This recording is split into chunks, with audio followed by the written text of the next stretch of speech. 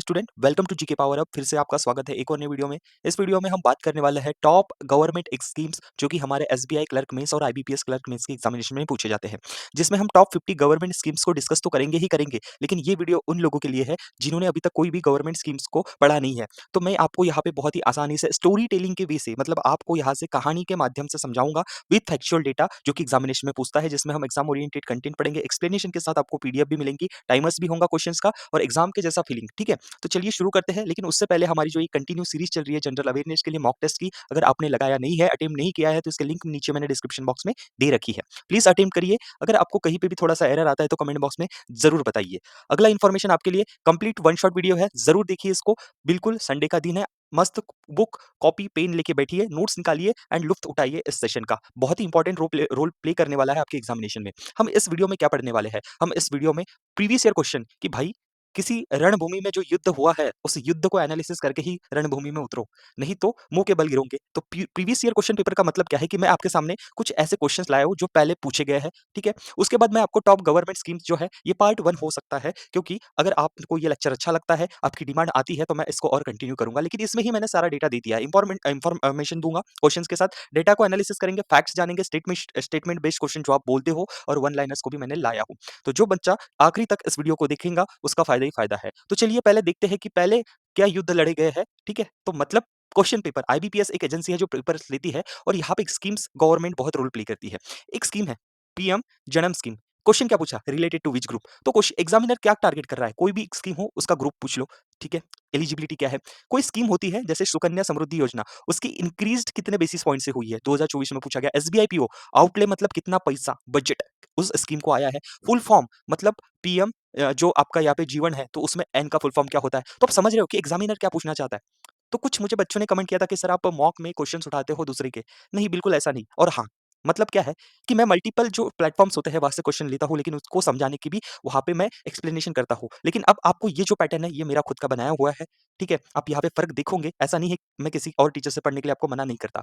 उसके बाद स्वामित्व प्रोजेक्ट की बात करें तो प्रोजेक्ट क्या है? तो अब देखो सर, आप तो स्कीम्स की बात कर रहे थे, तो देखिए स्वामित्व स्कीम के अंदर कुछ प्रोजेक्ट भी चल रहे हैं, उसके ऊपर भी प्रश्न में बात करेंगे। एलिजिबिलिटी, नॉन एलिजिबिलिटी, मैच्योरिटी, आपके स्कीम में कोई आर हो गया या एम हो गया, वो क्या स्टैंड करता है? एसबीआई क्लर्क का पेपर है। कोई कैंपेन, तो हमने प्रोजेक्ट कैंपेन। तो गवर्नमेंट स्कीम पढ़ना मतलब ओनली स्कीम्स नहीं होती है, आपको कैंपेन पढ़ना पड़ेगा, आपको प्रोजेक्ट पढ़ना पड़ेगा, आपको स्कीम्स पढ़ना पड़ेगा। उसके बाद देखिए क्या प्रीमियम है। ठीक है, तो प्रीमियम कैसे भरते हैं हम? बहुत सारी लाइफ इंश्योरेंस की यहाँ पे आपके स्कीम्स होते हैं। तो ओवरऑल आपको यहाँ पे मैंने दिखा दिया हो कि कैसे क्वेश्चन पूछे गए। IBPS sorry SBI clerk limit पूछा है कौन सी? पीएम बीमा सखी योजना। लिमिट पूछा है एनपीएस वात्सल्य की। उसके बाद यहाँ पे आपको पूछा है कि पीएम सूर्य घर बिजली योजना में कितनी unit free, total outlay, limit. तो इन सब पे आपके प्रश्न बनते हैं। ये रहा था थोड़ा सा इंफॉर्मेशन इस वीडियो के शुरू होने के पहले।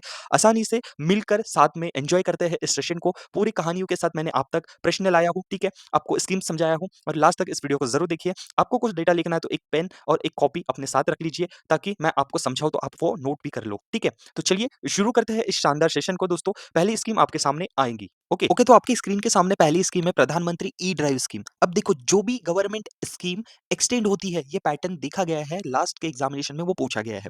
अब मैं पहले तो कहानी बताता हूँ कि क्या है। अब देखो यहाँ पे आप मान लो कि एक समय की बात है, एक छोटे से गांव में एक नन्ही सी एक ई रिक्शा रहती थी। ठीक है, एक रिक्शा, ठीक है, ई रिक्शा के रूप में आप मानो एक ई रिक्शा रहती थी जिसका नाम था चमचम। अब चमचम का सपना था कि वो पूरे गांव में सफर करके लोगों की मदद करे। ठीक है, और प्रदूषण जो होता है उसको कम करने में योगदान दे। अब एक दिन गांव में एक बड़ा बदलाव आया। सरकार ने क्या की? प्रधानमंत्री ई ड्राइव योजना शुरू की, जिसका उद्देश्य क्या था? इलेक्ट्रॉनिक वाहनों को बढ़ावा देना, चार्जिंग स्टेशंस बनाना, नए इलेक्ट्रिक वाहनों के लिए सब्सिडी देना। अब क्या हुआ, हमारी जो चमचम थी, इसको भी इस योजना के तहत क्या हुआ, 25,000 की सब्सिडी मिली, क्योंकि वो उस गांव के रहने वाली थी। अब हमारी जो ई रिक्शा थी जिसका नाम चमचम था, उसको 25,000 की सब्सिडी मिली, जिससे वो अधिक सस्ती हो गई। मतलब समझो कि चमचम जो ई रिक्शा थी, सब्सिडी मिलने के बाद सस्ती हो गई, जिससे वो अधिक सस्ती हो गई और अधिक लोगों की मदद कर सकती थी। अब समय के साथ सरकार ने इस योजना को क्या किया, 2028 तक बढ़ा दिया। कि भाई चलो लोगों का भला करते हैं हम, ताकि और अधिक लोग इलेक्ट्रिक वाहनों का उपयोग कर सकें और पर्यावरण को बचाएँ। ठीक है? अब आपने इस कहानी से क्या सीखा कि इलेक्ट्रिक वाहन जो होते हैं, प्रदूषण कम करने में मदद करते हैं और सरकार ऐसी योजनाएँ लाती है, बनाती है जो पर्यावरण की रक्षा करती है और हम सभी को मिलकर पर्यावरण की रक्षा करनी चाहिए, राइट? अब सोचो, ये जो स्कीम है, यहाँ पे बड़े बदलाव हुए हैं जो हमारे एग्ज़ामिनेशन के पॉइंट ऑफ व्यू से इम्पोर्टेंट है। देखिए, इसकी जो मिनिस्ट्री है, नोडल मिनिस्ट्री, सबसे पहले देखते हैं कौन-सी है, ministry of heavy industries. Launch हुई थी 2024 में, जिसका पूरा नाम है प्रधानमंत्री electric drive revolution in innovative vehicles enhancement, full form पूछता है। टेन्योर कब तक था पहले? 2026 तक। अभी जो आपको यहाँ पे नया अपडेट मिला है, वो हुआ है कि 31 मार्च 2028 तक इस स्कीम को एक्सटेंड किया है। तो पहला जो पॉइंट है, आपका यहाँ से प्रश्न बनता है, ठीक है? चमचम की कहानी याद रखो। तो आउटले जो था हमारा, इसको बजट कितना मिला था? 10,900 करोड़ रुपए, राइट? ये था आपका पहला मुद्दा। अब इसके मुख्य बिंदु क्या है? अब यहाँ पे कैटेगरीज़ से क्वेश्चन पूछे जाते हैं कि कैटेगरी कौन-सी इंक्लूड की है? तो वो है बसेस, जिसमें ओनली इलेक्ट्रिक बसेस होती है, जिसमें इलेक्ट्रिक 3 व्हीकल्स होते हैं, जिसमें इलेक्ट्रिक 2 व्हीकल्स होते हैं, ई-एम्बुलेंस होती है, ई-ट्रक्स, ठीक है? And other new emerging categories. तो फिलहाल ये जो आपको मैंने बोला, ये याद रखिए, एमसीक्यूज़ इसमें से बना सकते हैं। अब उसके मैंने बाद अगर आपको बात एक्सटेंशन बता दिया, बजट बता दिया, कौन सी मिनिस्ट्री है ये बता दिया, ठीक है? उसके बाद अगर मैं बात करूँ, ठीक है? उसके बाद अगर मैं बात करूँ, तो यहाँ पे आपको ये पता होना कि 2028 तक इसकी अवधि बढ़ाई गई है, ठीक है? 2028 तक इसकी अवधि बढ़ाई गई है। चलिए, तो ये थी आपकी पूरी कहानी और ये प्रधानमंत्री ई ड्राइव स्कीम। आपके स्क्रीन के सामने अगला प्रश्न है, what is the outlay of प्रधानमंत्री विकसित भारत रोजगार योजना लॉन्च बाय प्रधानमंत्री मोदी जी? आउटले पूछा है, जैसे हमने पैटर्न देखा था पहले कि पूछते हैं। तो अब यहाँ पे आपको यहाँ पे बताना है, ठीक है? अब यहाँ पे आपको बताना है कि कितने करोड़ का है। तो प्रधानमंत्री मोदी जी ने विकसित भारत रोजगार योजना के तहत यहाँ पे अनाउंसमेंट की थी इंडिपेंडेंस डे के दिन। तो इसका जो बजट था दोस्तों, वो था पूरा 1 लाख करोड़ रुपए। इसका ऑब्जेक्टिव क्या है स्कीम का? यहाँ पे रोजगार निर्मिति करना, ठीक है? To generate 3.5 crore job. अब फर्स्ट टाइम जो एम्प्लॉयी होंगे प्राइवेट सेक्टर में, देखिए जो कंपनी इनको जॉब देंगी उनको तो इंसेंटिव मिलेगा, लेकिन जो व्यक्ति प्राइवेट कंपनीज में पहली बार इस योजना के तहत अगर जॉब पाता है तो उसको 15,000 रुपए मिलेंगे और इसकी इंप्लीमेंटिंग एजेंसी है ministry of labour and employment. तो आशा करता हूँ इस तरीके का आपको नोट्स जो साइड में दिख रहा है और यहाँ पे एमसीक्यूज मैंने लाया हूँ, एग्जाम रिलेवेंट ही है, प्लीज याद रखिए अच्छे से।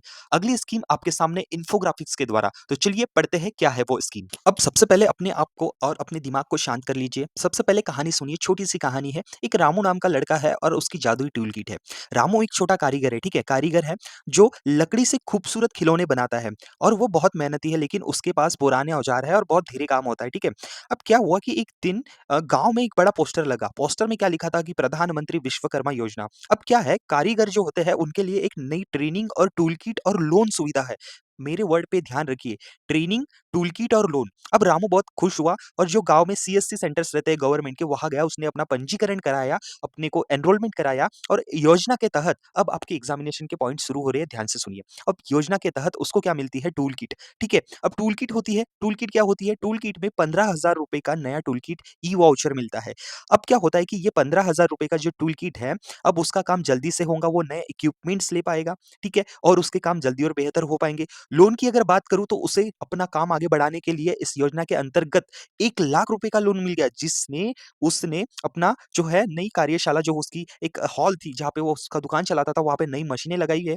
अब वो मशीनें तो लगाया, लेकिन उसके लिए उसने यहाँ पे ट्रेनिंग, जो ट्रेनिंग होती है ना, उसके लिए अपनी 15 दिन की ट्रेनिंग में उसने सीखा कि कैसे डिज़ाइन बनाए, ऑनलाइन मार्केटिंग करे। ट्रेनिंग के दौरान उसे ₹500 प्रतिदिन भत्ता भी मिला, याद रखिए। अब डिजिटल भुगतान मतलब डिजिटल पेमेंट की अगर बात करूँ, तो रामू अपने ग्राहक से यूपीआई के ज़रिए पेमेंट्स लेता है और उसके खाते में हर महीने ₹100 तक का जो बोनस आता है, वो आता है। अब कुछ महीनों में क्या हुआ, रामू की दुकान चमक उठी और उसके जो खिलौने हैं ना, अब पूरे गाँव और शहरों में बिकते हैं और रामू खुश है, उसकी मेहनत रंग लाई और वो आत्मनिर्भर बन गया। अब कहानी से आपने क्या सीखा कि कहानी से ये सीखा कि योजना जो है ना, वो पारंपरिक कारीगर जो होते हैं, आपके कल्चरल जो कारीगर होते हैं, आपके गाँव में देखा होगा, जिसमें उनको ट्रेनिंग, टूल किट, लोन और मार्केटिंग सपोर्ट मिलता है और डिजिटल भुगतान जो उनकी दुकानों पे होते हैं, आधुनिक उपकरण से जो होते हैं, उससे ज़्यादा फ़ायदा होता है। तो यहाँ पे आप समझो कि मैंने कहानी के माध्यम से इस इन्फोग्राफिक्स में आपको समझाया कि प्रधानमंत्री जो विश्वकर्मा योजना होती है, वो कारीगरों से रिलेटेड है। जी हाँ सर, हम समझ गए। अब बात करूँ तो ये सेंट्रल गवर्नमेंट की स्कीम्स है,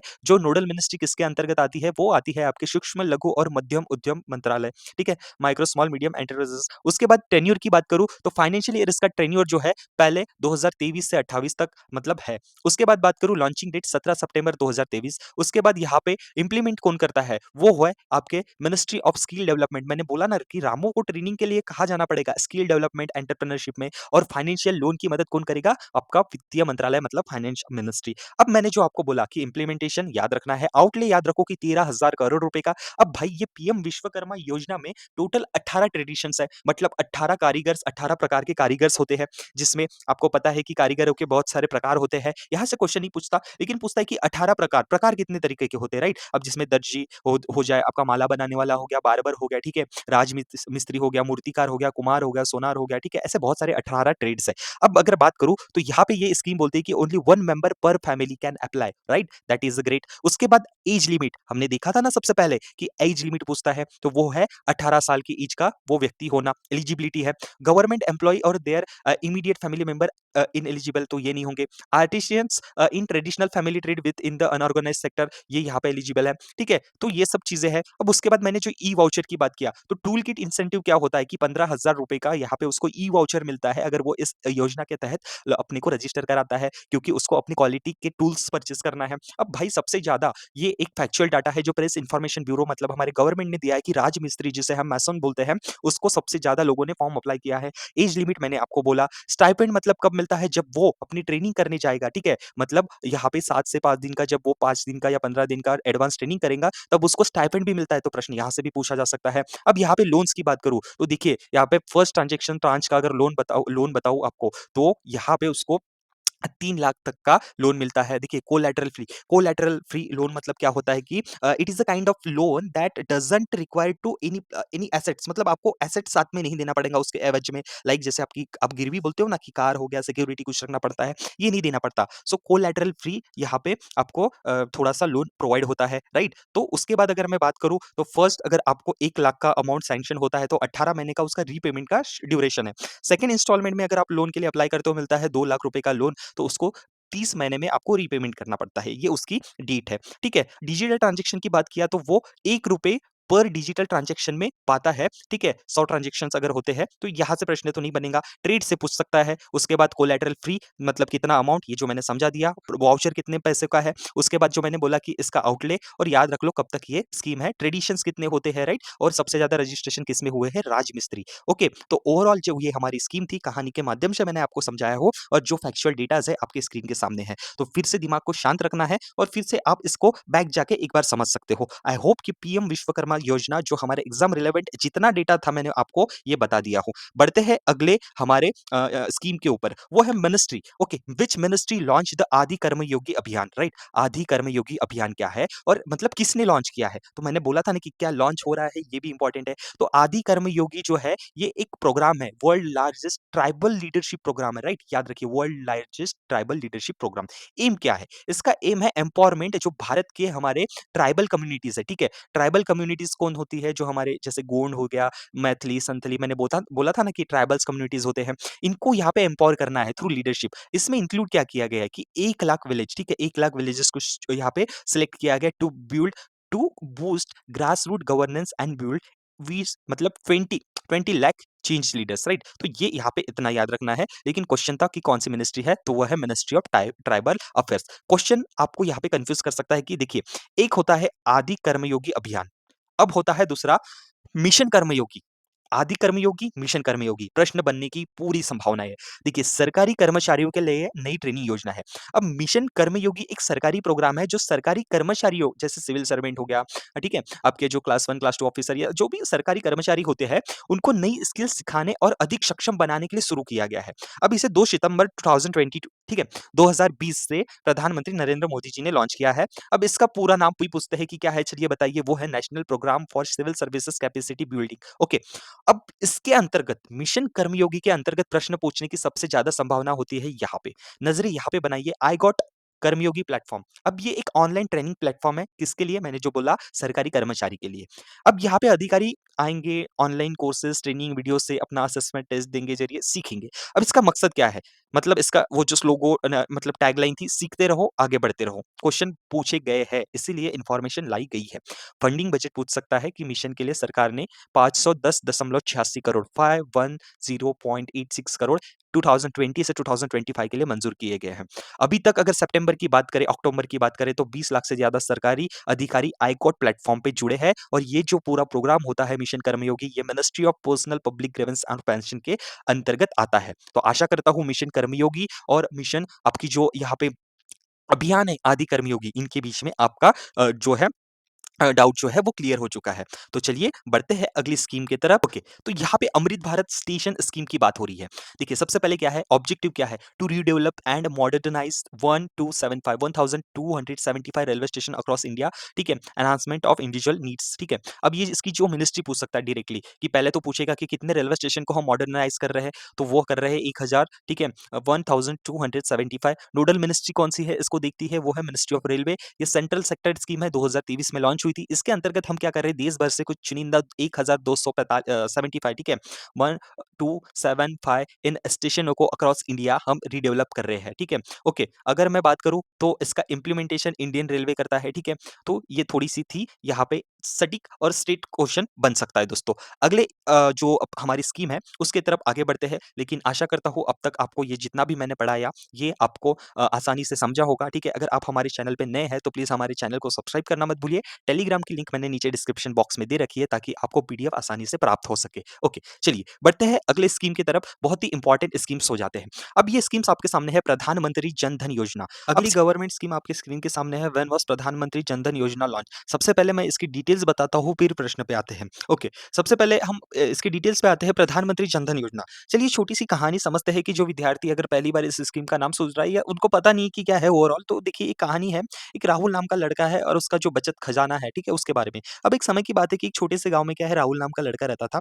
राहुल का सपना था कि वो बड़ा आदमी बने और उसके परिवार की मदद करे, लेकिन क्या हुआ कि एक समस्या थी, उसके पास पैसे रखने की कोई सुरक्षित जगह नहीं थी। वो हमेशा डरता था कि कहीं उसके पैसे चोरी ना हो जाए। एक दिन गांव में एक बड़ा आयोजन हुआ जिसमें प्रधानमंत्री जन धन योजना के बारे में बताया गया।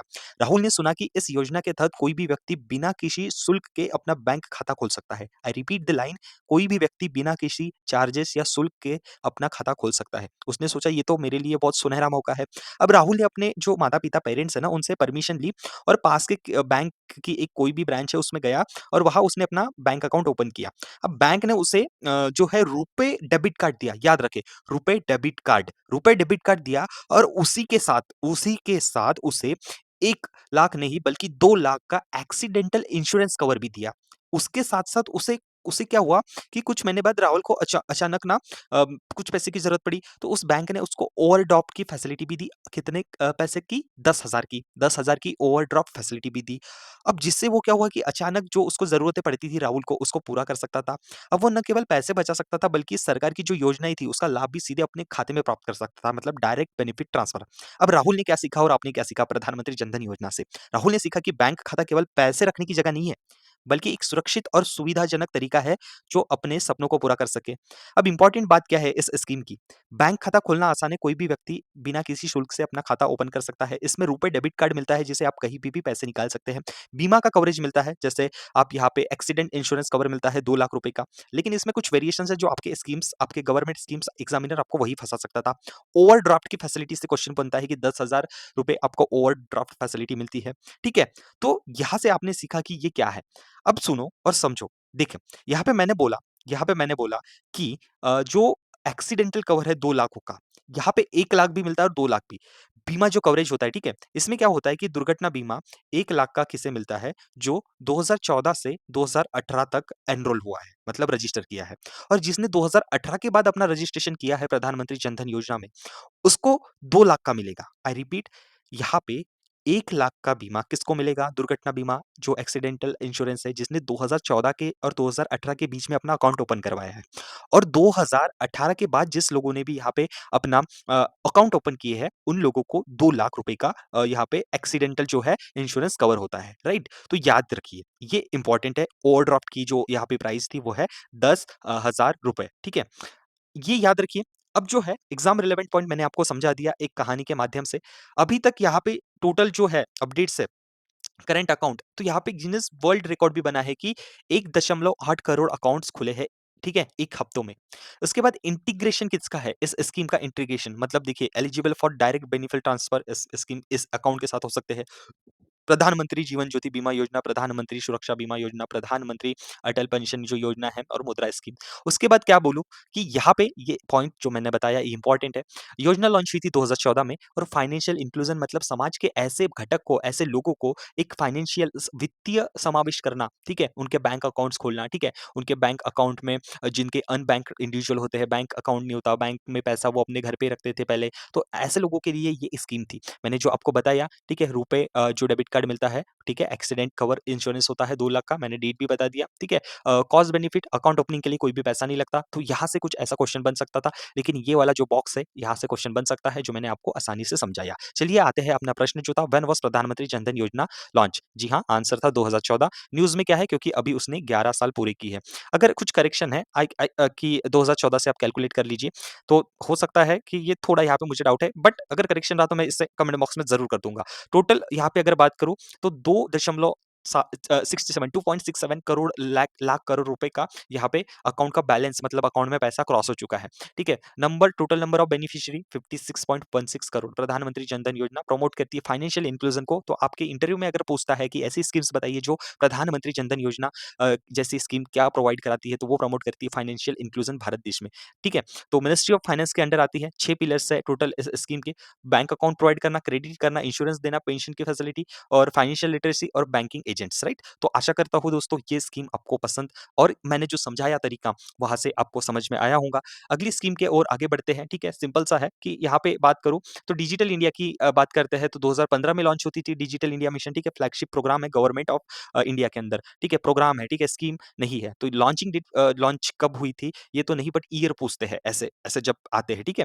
तो आगे बढ़ते हैं अगले स्कीम की तरफ हम। प्रधानमंत्री ग्राम सड़क योजना जो है इसके बारे में हम जानते हैं क्योंकि यहाँ पे बहुत सारी इंपॉर्टेंट अपडेट्स अभी इसके बारे में आ रही है और किसी को लग रहा है कि सर आप जस्ट पढ़ा रहे हो और क्वेश्चंस नहीं करा रहे हो तो वेट कीजिए आपके लिए सरप्राइज भी है। Statement based question, one liner सब मैंने इस वीडियो में रखा हो, लेकिन कैसा है कि आप इत्मीनान से शांति से इस सेशन को एंजॉय कीजिए और पढ़िए, ठीक है? तो चलिए प्रधानमंत्री ग्राम सड़क योजना के बारे में पढ़ते हैं आपके स्क्रीन के सामने इन्फोग्राफिक से डिटेल से। सबसे पहले इसकी थोड़ी-सी डिटेल में जानकारी ले लेते हैं कि क्या है। अब देखो प्रधानमंत्री ग्राम सड़क योजना जो है, वो ये है कि ये योजना भारत सरकार की एक इनिशिएटिव्स है कि जो गाँव और कस्बे जो होते हैं, उनको पक्की सड़क से जोड़ना ताकि वहाँ के लोग आसानी से बाज़ार, स्कूल, अस्पताल और ज़रूरी सुविधाओं तक पहुँचे।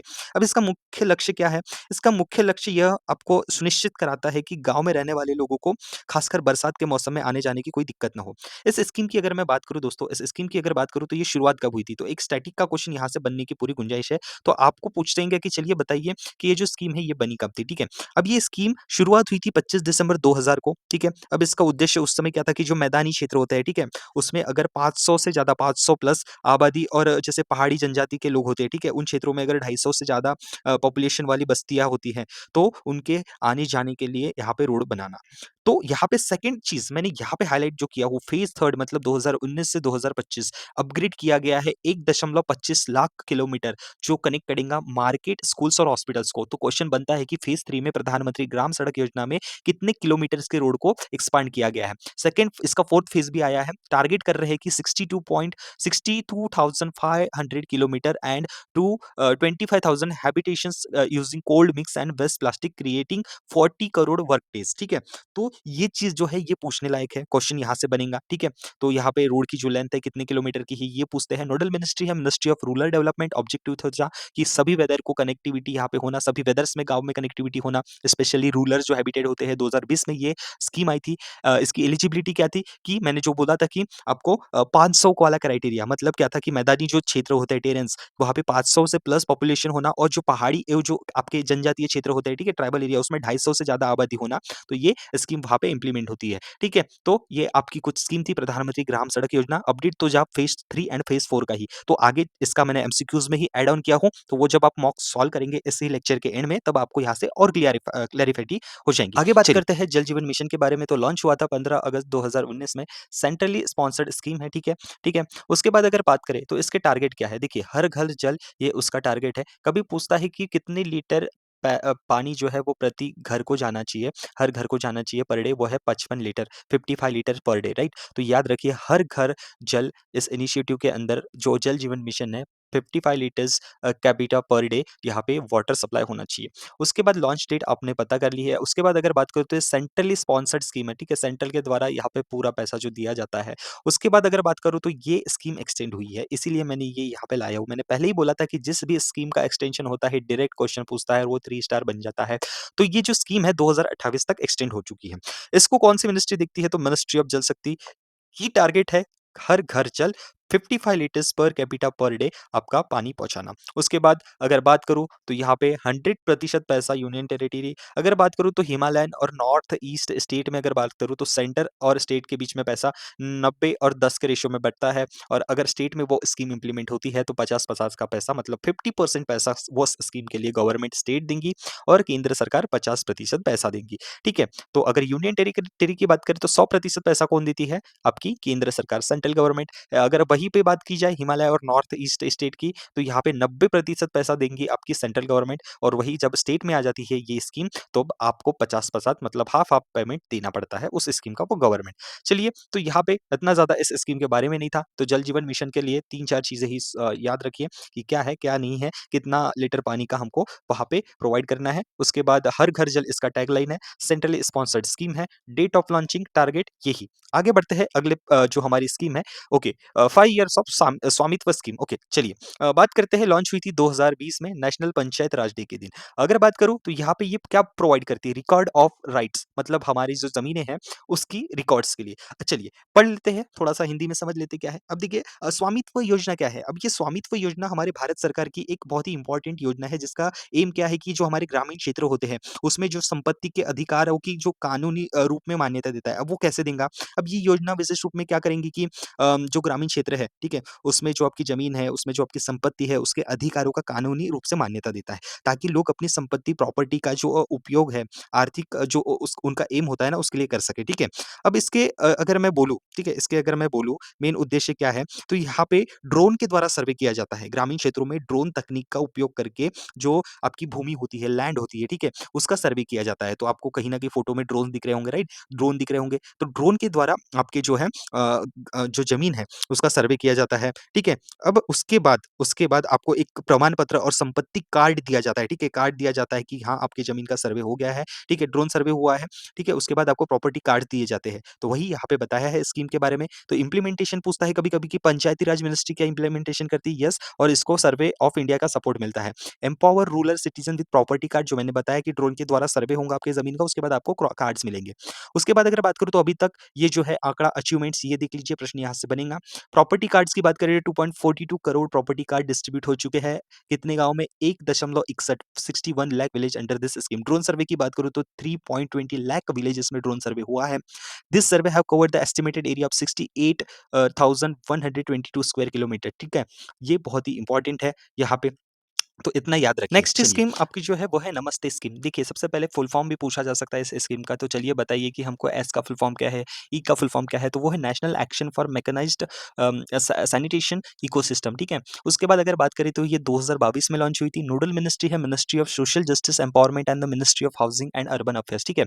इसने रिप्लेस की है, it has replace the self employment skill for rehabilitation and manual scavengers, इसको रिप्लेस की है, याद रखिए दोस्तों। अब देखिए इसका ऑब्जेक्टिव क्या है, ठीक है? अब देखिए शहरी भागों, जैसे हमारे भारत का जो शहरी भाग होता है उसमें सफाई कर्मचारी की सुरक्षा, ठीक है? उनकी सामाजिक आर्थिक सशक्तिकरण, मतलब उनको सोशली इकोनॉमिकली डेवलप करना, ठीक है? ये उसका मुख्य उद्देश्य है। इसके टारगेट ग्रुप कौन है जिसके ऊपर इस स्कीम को लाया गया है? तो डायरेक्ट यहाँ से क्वेश्चन बनते हैं कि भाई हमारे देश में जो हमारे सफाई भाई कर्मचारी है, जिनको हम बोलते हैं septic tank sanitation worker under हमारे अर्बन एरिया में, ठीक है? इसका स्कीम का ड्यूरेशन क्या है? वो है 3 साल, फाइनेंशियल ईयर 2023-24 से फाइनेंशियल ईयर 2025-26 तक, ठीक है? याद रखिए। उसके बाद इनको आईडी कार्ड भी मिलता है, ठीक है? प्रोफाइल इनके बनते हैं। उसके बाद इनको फाइनेंशियल इंसेंटिव भी मिलता है, subsidy of 5 lakh for sanitation vehicles, equipment and इनकी लाइवलीहुड जो ज़िंदगी में ये रोज़मर्रा में चलते हैं, ठीक है? इम्प्लीमेंट कौन करता है? नेशनल सफाई कर्मचारी फाइनेंस एंड डेवलपमेंट कॉर्पोरेशन। आगे बात करते हैं, देखिए 20 सितंबर 2025 तक नमस्ते स्कीम में 88,448 sewer and septic tank worker का रजिस्ट्रेशन हुआ है।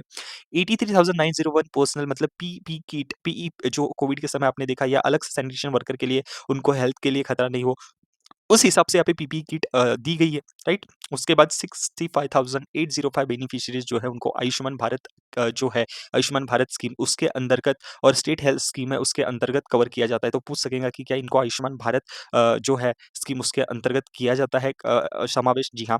ऑन वर्ल्ड एनवायरनमेंट डे, ठीक है? तो यहाँ पे कोलैबोरेशन हुआ है, ठीक है? MoHUA और NSKFDC, ठीक है? यहाँ पे इसके फुल फॉर्म्स है, ठीक है? याद रख लीजिए। हाउसिंग एंड अर्बन अफेयर्स और उसके आपके सोशल जस्टिस के बीच में इन्होंने वेस्ट स्पीकर नाम का एक इनॉमिनेशन ऐप जो है वो लॉन्च किया है। तो पूछ सकते हैं कि ये वेस्ट स्पीकर इनॉमिनेशन ऐप है, ये किसके द्वारा लॉन्च किया गया है? और 20 सितंबर 2025 को की बात करूँ तो यहाँ पे waste pickers have been validate e KYC across through 3000 PPE kits. तो क्वेश्चन यहाँ से बनने की ज़्यादा संभावना है। ये जो फैक्चुअल डाटा मैंने आपको बोला, वहाँ से पूछने की सबसे ज़्यादा संभावनाएँ होती है दोस्तों। तो याद रखिए कभी-कभी ऐसी जो स्कीम्स होती है, बहुत ही इंपॉर्टेंट होती है। ओके, चलिए। अगली स्कीम आपके सामने है, क्या है वो? वो है प्रधानमंत्री मुद्रा योजना लोन, ठीक है? प्रधानमंत्री मुद्रा योजना लोन। तो चलिए सबसे पहले इसके बारे में जानते हैं, ठीक है? इसके बारे में जानते हैं।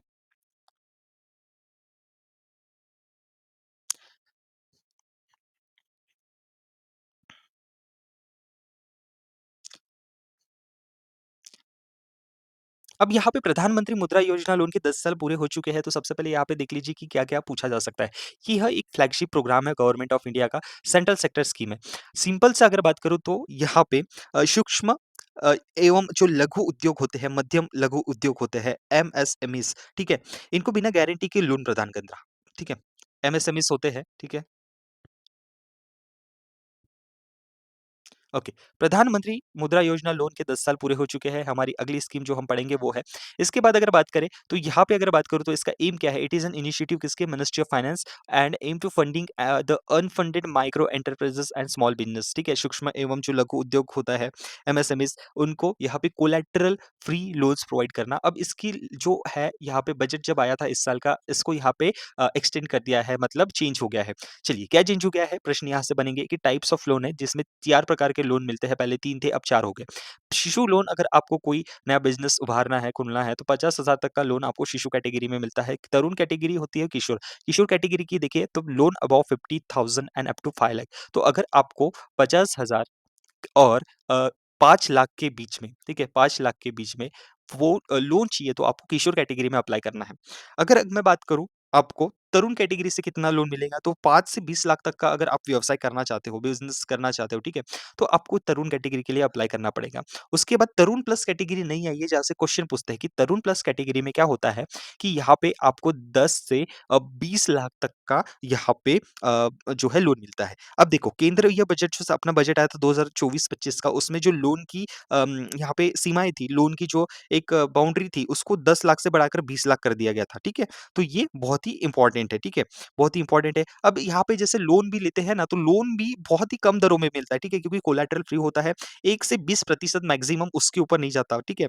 तो उधारकर्ता को क्रेडिट प्रोफाइल मतलब उनको क्रेडिट हो जाता है लोन, ठीक है?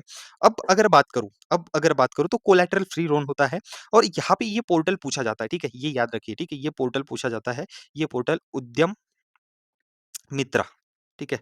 उद्यम मित्रा। तो इस पोर्टल से सारी प्रोसेसिंग होती है, सारे लोन, सारे आपके जो है आवेदन आप कर सकते हो, ठीक है? प्रमुख इसकी उपलब्धियाँ करूँ तो अभी तक यहाँ पे 52 करोड़ लोगों ने अधिक लोन के जो है खाते ओपन किए हैं। जिसमें से आपको ताज्जुब होगा, जिसमें से 68% के जो लोन्स हैं वो महिलाओं ने लिए हैं। याद रखिए, नोट्स में लिख जाइए और एससी, एसटी, ओबीसी के जो लाभार्थी होते हैं, तो 50% लाभार्थी अनुसूचित जाति और जो आपके ओबीसी अनुसूचित जनजाति, अन्य पिछड़ा वर्ग वहाँ से आते हैं, ठीक है? तो बहुत ही इम्पोर्टेंट है। यहाँ पे क्वेश्चन क्या पूछ सकता है कि प्रधानमंत्री मुद्रा योजना कब शुरू हुई थी? 8 अप्रैल 2015। इस योजना के प्रमुख इम्पोर्टेंट जो है एस्पेक्ट्स क्या है? तो सूक्ष्म लघु जो उद्योग होते हैं, एमएसएमईज़ होते हैं, उनको कोलैटरल फ्री लोन देना, ठीक है? लोन जो है उसकी हाईएस्ट सीमा क्या है? ठीक है? कितने हाईएस्ट लोन आप दे सकते हो? तो मैंने बोला था कि चेंजेज़ हुए थे तो 20 लाख तक हम हाईएस्ट लोन यहाँ पे दे सकते हैं, ठीक है? तो ये थी आपकी प्रधानमंत्री मुद्रा योजना, जहाँ से क्वेश्चन पूछा जा सकता है, ठीक है? तो बहुत ही इंपॉर्टेंट है, प्लीज़ यहाँ पे याद कर लीजिए, ठीक है? उसके बाद एमएस आपका जो मुद्रा योजना है उसका फुल फॉर्म पूछते हैं कि micro unit developing and refinance agency, ठीक है? इंपॉर्टेंट है। मुद्रा कार्ड भी बनता है, डेबिट कार्ड इश्यू होता है, ठीक है? वर्किंग कैपिटल अंदर मुद्रा लोन, ठीक है? बहुत ही इंपॉर्टेंट ये सटीक क्वेश्चंस होते हैं। चलिए, अगले प्रश्न आपके सामने बहुत ही इंपॉर्टेंट है, अब है यहाँ पे बीमा सखी योजना, बहुत ही इंपॉर्टेंट होती है, एलिजिबिलिटी पूछा जाता है। तो बीमा सखी योजना की अगर बात करूँ तो इसकी लॉन्चिंग डेट थी 9th ऑफ दिसंबर 2024, जी हाँ, 9th ऑफ दिसंबर 2024 को ये जो स्कीम थी ये लॉन्च हो गई थी, ओके।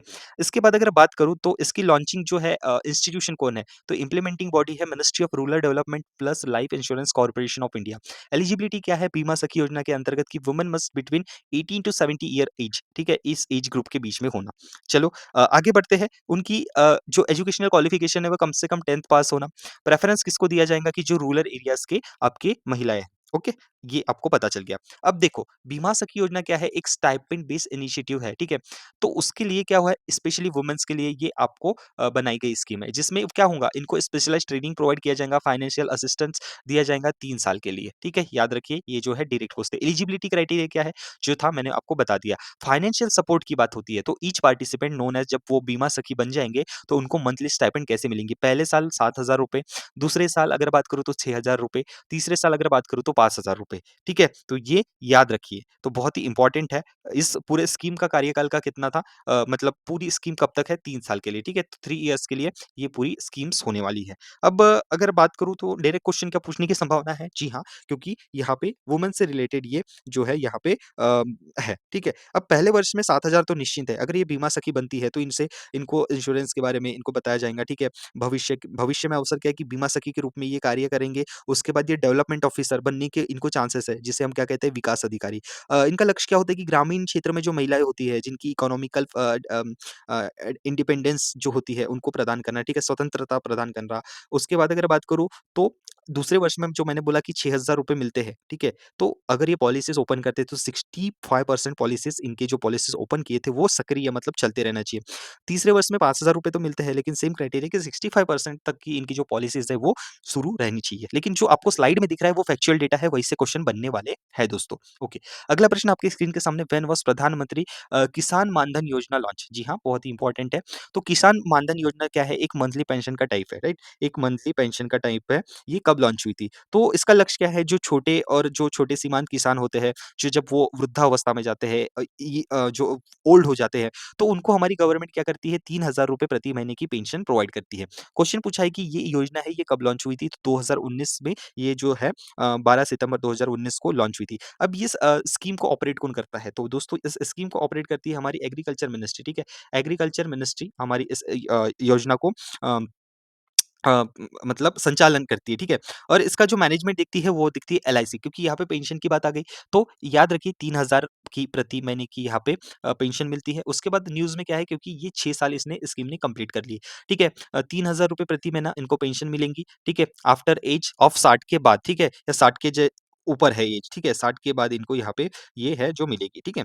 इम्पोर्टेंट है, तो याद रखना बहुत ज़रूरी पड़ता है। आपको रजिस्ट्रेशन कब कराना होता है, ठीक है? रजिस्ट्रेशन अगर मैं बोलूँ तो अगर आप 18 से 40 साल के बीच में हो, तब आपको यहाँ पे ये जो है रजिस्ट्रेशन कराना पड़ता है, ठीक है? चलिए, तो इतना यहाँ पे है। अब यहाँ से आपको पूछा जा सकता है कि 60 साल के बाद आपको ₹3,000 प्रति महीना मिलता है, 4,000 मिलता है, क्या मिलता है? तो वो ऑप्शन वो वेरिएशन करा देते हैं। मानधन डॉट इन इसका पोर्टल है, जहाँ से आप इस पोर्टल के द्वारा अपने नज़दीकी किसी सेंटर में जाके प्रधानमंत्री जो है मानधन योजना, इसके लिए आप यहाँ पे कर सकते हो। मंथली सब्सक्रिप्शन कितना है? जो फार्मर 18 से 40 साल के हैं, उनको ₹55 से ₹200 प्रति महीने का सब्सक्रिप्शन करते रहना चाहिए। उसके बाद जब वो 60 साल के होंगे, तो इनको यहाँ पे पेंशन मिलेगी। मैक्सिमम रजिस्ट्रेशन बिहार राज्य से हुए हैं। उसी के साथ-साथ एग्रीकल्चर सेक्टर में आगे बढ़ते हुए हम बात करते हैं कि 20th इंस्टॉलमेंट हाल ही में किसान सम्मान निधि की रिलीज़ हुई है, तो डायरेक्ट पूछते हैं कि कितने अमाउंट का वो अमाउंट था जो रिलीज़ हुआ है और कितने लोगों को ट्रांसफ़र हुआ है, तो 9.70 करोड़ बेनिफिशियरीज़ जो है फार्मर्स उनको हुआ है। 20वीं किस्त नरेंद्र मोदी जी के द्वारा कहाँ से हुई थी? बानोली, सेवापुरी, वाराणसी, उत्तर प्रदेश से। ठीक है? याद रखिए बहुत ही इंपॉर्टेंट है। Which scheme was recently approved by government with 4200 crore to boost technical education and research, ठीक है? तो टेक्निकल एजुकेशन एंड रिसर्च ये जो है इसके बारे में पूछा है, तो इसका जो पूरा उत्तर है मेरिट स्कीम। अब देखिए कभी-कभी फुल फॉर्म पूछता है तो क्या है multi disciplinary education and research improvement in technical education. Union cabinet ने अगस्त 2025 में इसको बजट से अलॉकेट किया है 4200 करोड़ रुपए का। इस स्कीम का एम है कि क्वालिटी, इक्विटी और गवर्नेंस इन टेक्निकल एजुकेशन में इंक्रीज होना चाहिए, जिसमें भारत देश के 275 इंस्टीट्यूट, जिसमें 175 इंजीनियरिंग कॉलेजेस और 100 पॉलिटेक्निक कॉलेजेस का समावेश है, ठीक है? अब ये मेरिट जो योजना है इसके मुख्य उद्देश्य क्या है? शैक्षणिक जो होती है गुणवत्ता उसमें सुधार, मतलब जो टेक्निकल एजुकेशन होता है उसके जो सिलेबस है, उनके जो शिक्षण होती है उसमें गुणवत्ता बढ़ाए। समानता और समावेशन, जैसे महिला हो गया, आर्थिक समाज रूप से पिछड़े समूह हो गए, उनको टेक्निकल एजुकेशन का जो है अवसर प्रदान करना।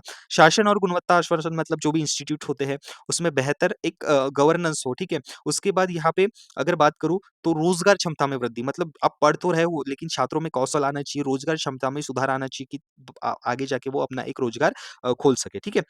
बात करते हैं अभी तक टोटल कितने ऐसे छात्र हैं जिनको लाभ हुई, तो ये आंकड़ा है 7.5 लाख, ठीक है? यहाँ से क्वेश्चन नहीं पूछेगा, लेकिन जो नोट्स मैंने आपको स्क्रीन पे बताया हूँ वही से क्वेश्चन पूछते हैं। फुल फॉर्म याद कर लीजिए दोस्तों, बहुत ही इंपॉर्टेंट होता है, फुल फॉर्म्स ऐसे प्रश्न पूछे जाते हैं।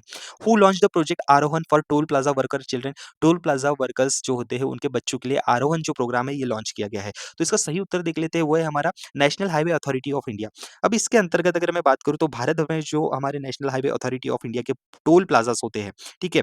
उनके जो कर्मचारी के बच्चे होते हैं उनको एजुकेशन हो गया, स्कॉलरशिप्स हो गया या करियर गाइडेंस हो गया, ये प्रदान करना, ठीक है?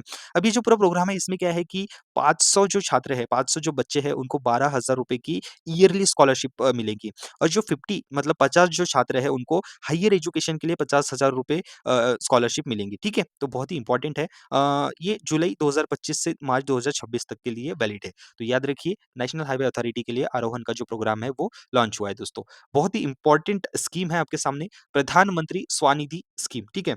अब आपको एक उदाहरण से समझाता हूँ, सबसे पहले एक कहानी से समझाता हूँ कि मान लो तुम्हारे पास एक छोटा-सा स्टॉल है जहाँ पे तुम चाय बेचते हो और कोरोना के कारण तुम्हारा व्यापार प्रभावित हो गया है। अब सरकार ने तुम्हारे जैसे विक्रेताओं के लिए क्या की कि एक योजना बनाई है। जी हाँ, जिससे तुम क्या है कि बिना किसी गारंटी के 10,000 तक का लोन ले सकते हो विदाउट एनी गारंटी। अब इस पैसे से तुम अपने स्टॉल को फिर से सजा सकते हो, नए कप और चाय पत्तियाँ खरीद सकते हो, अपने व्यापार को फिर से एक नई चाल दे सकते हो, शुरू कर सकते हो। तो प्रधानमंत्री स्वनिधि जो स्कीम है, हाल ही में मार्च 2030 तक बढ़ा दी गई है। मैंने बोला एक्सटेंशन जहाँ होता है भैया वहाँ पे हमारा आईबीपीएस एग्जामिनर क्वेश्चन बनाता ही बनाता है।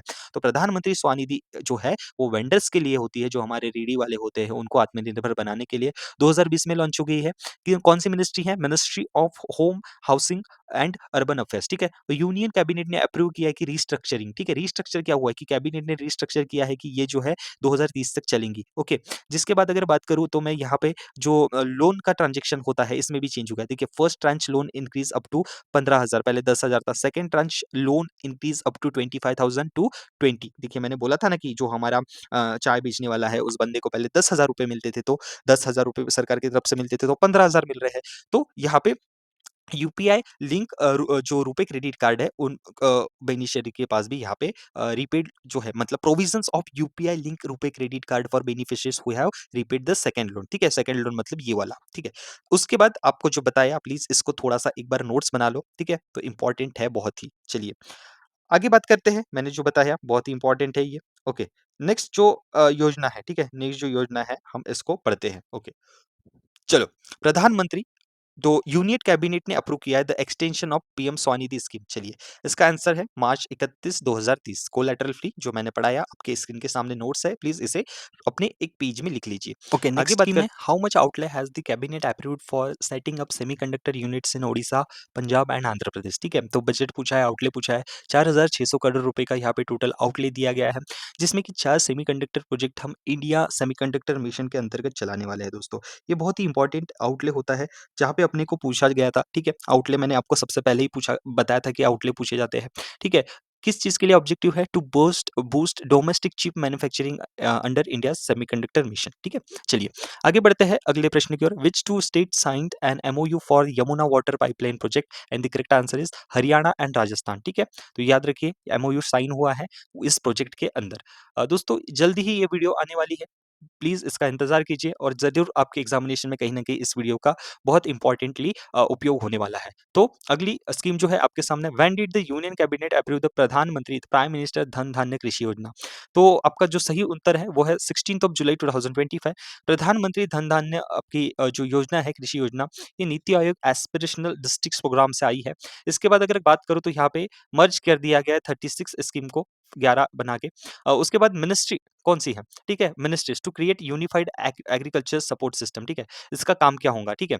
तो यहाँ पे एम जो है वो है enhance productivity and promote crop diversification, improve irrigation and storage. Again focus किया गया है ऐसे जो 100 एग्रीकल्चर लो यील्ड लो जहाँ पे एग्रीकल्चर का आपको दिख रहा है प्रोडक्शन, उस जिले को यहाँ पे टारगेट किया कि डायरेक्ट पूछेगा कि फोकस कितने डिस्ट्रिक्ट्स को है, 100। ओके, एनुअल बजट याद रख लीजिए 24,000 करोड़ रुपए फॉर 6 ईयर्स, ठीक है?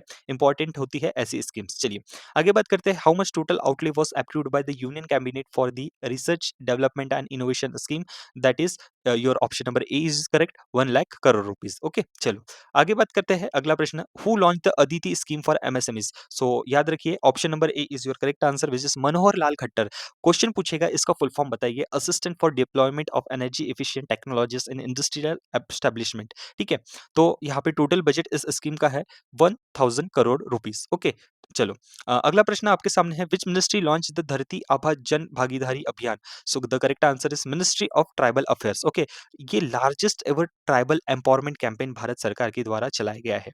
ओके, चलो इसमें कितने यहाँ पे बेनिफिशियरीज है? To deliver welfare beneficiary nearly 1 lakh tribal villages, ठीक है? तो 1 लाख ट्राइबल विलेजेस को इसका इस अभियान से फायदा होने वाला है। विच university launch Jai Hind scheme to upskill SC ST from across India? Delhi university ने जय हिंद स्कीम को लॉन्च किया गया है, जिसमें अपस्किलिंग होगा ST स्टूडेंट्स का। I repeat, I correct, which university launched Jai Hind scheme to upskill ST student across India, which is Delhi university. चलो अगला प्रश्न आपके सामने है, which initiative was launch by UPSC to connect the top candidate with private employees? क्या है ये जो है, प्रतिभा सेतु नाम का यहाँ पे आपका एक इनिशिएटिव लाया गया है, जिसमें क्या होता है कि अगर कोई व्यक्ति मेंस क्वालीफाई हो जाता है, प्रीलिम्स क्वालीफाई हो जाता है, इंटरव्यू में अटक जाता है, लेकिन वो यूपीएससी की एग्जाम इतनी हार्ड लेवल की अंतिम छोड़े से पड़ाव से रह गए, तो ऐसे जो व्यक्ति शॉर्ट लिस्टिंग होती है, जो जिनका प्रीलिम्स हो गया है, मेंस हो गया है, इंटरव्यू तक दे दिया है उन्होंने, तो कहीं न कहीं उनको एक अनुभव, उनके अनुभव के तौर पे प्राइवेट सेक्टर में काम करने के लिए पीएसयूज़ में या प्राइवेट एम्प्लॉयी में काम करने के लिए उनको एलिजिबिलिटी दी जाती है, वहाँ से सिलेक्शन होता है उनका। तो यूनियन पब्लिक सर्विस कमीशन जो है अजय कुमार, ठीक है? वो है। अगर बात करूँ तो यूपीएससी के चेयरमैन और अदर मेंबर आपके प्रेसिडेंट द्वारा अपॉइंटमेंट होते हैं। टर्म होता है 6 साल का, करंट प्रेसिडेंट है अजय कुमार, ओके? अजय कुमार आपके यूपीएससी के प्रेसिडेंट है। तो याद रखना ये जो है प्रतिभा सेतु बहुत ही इंपॉर्टेंट हो जाता है आपको, ऐसे जो है इनिशिएटिव्स, मैंने बोला ना कि इनिशिएटिव्स जो है वो आपको यहाँ पे पता होना ज़रूरी है, ठीक है?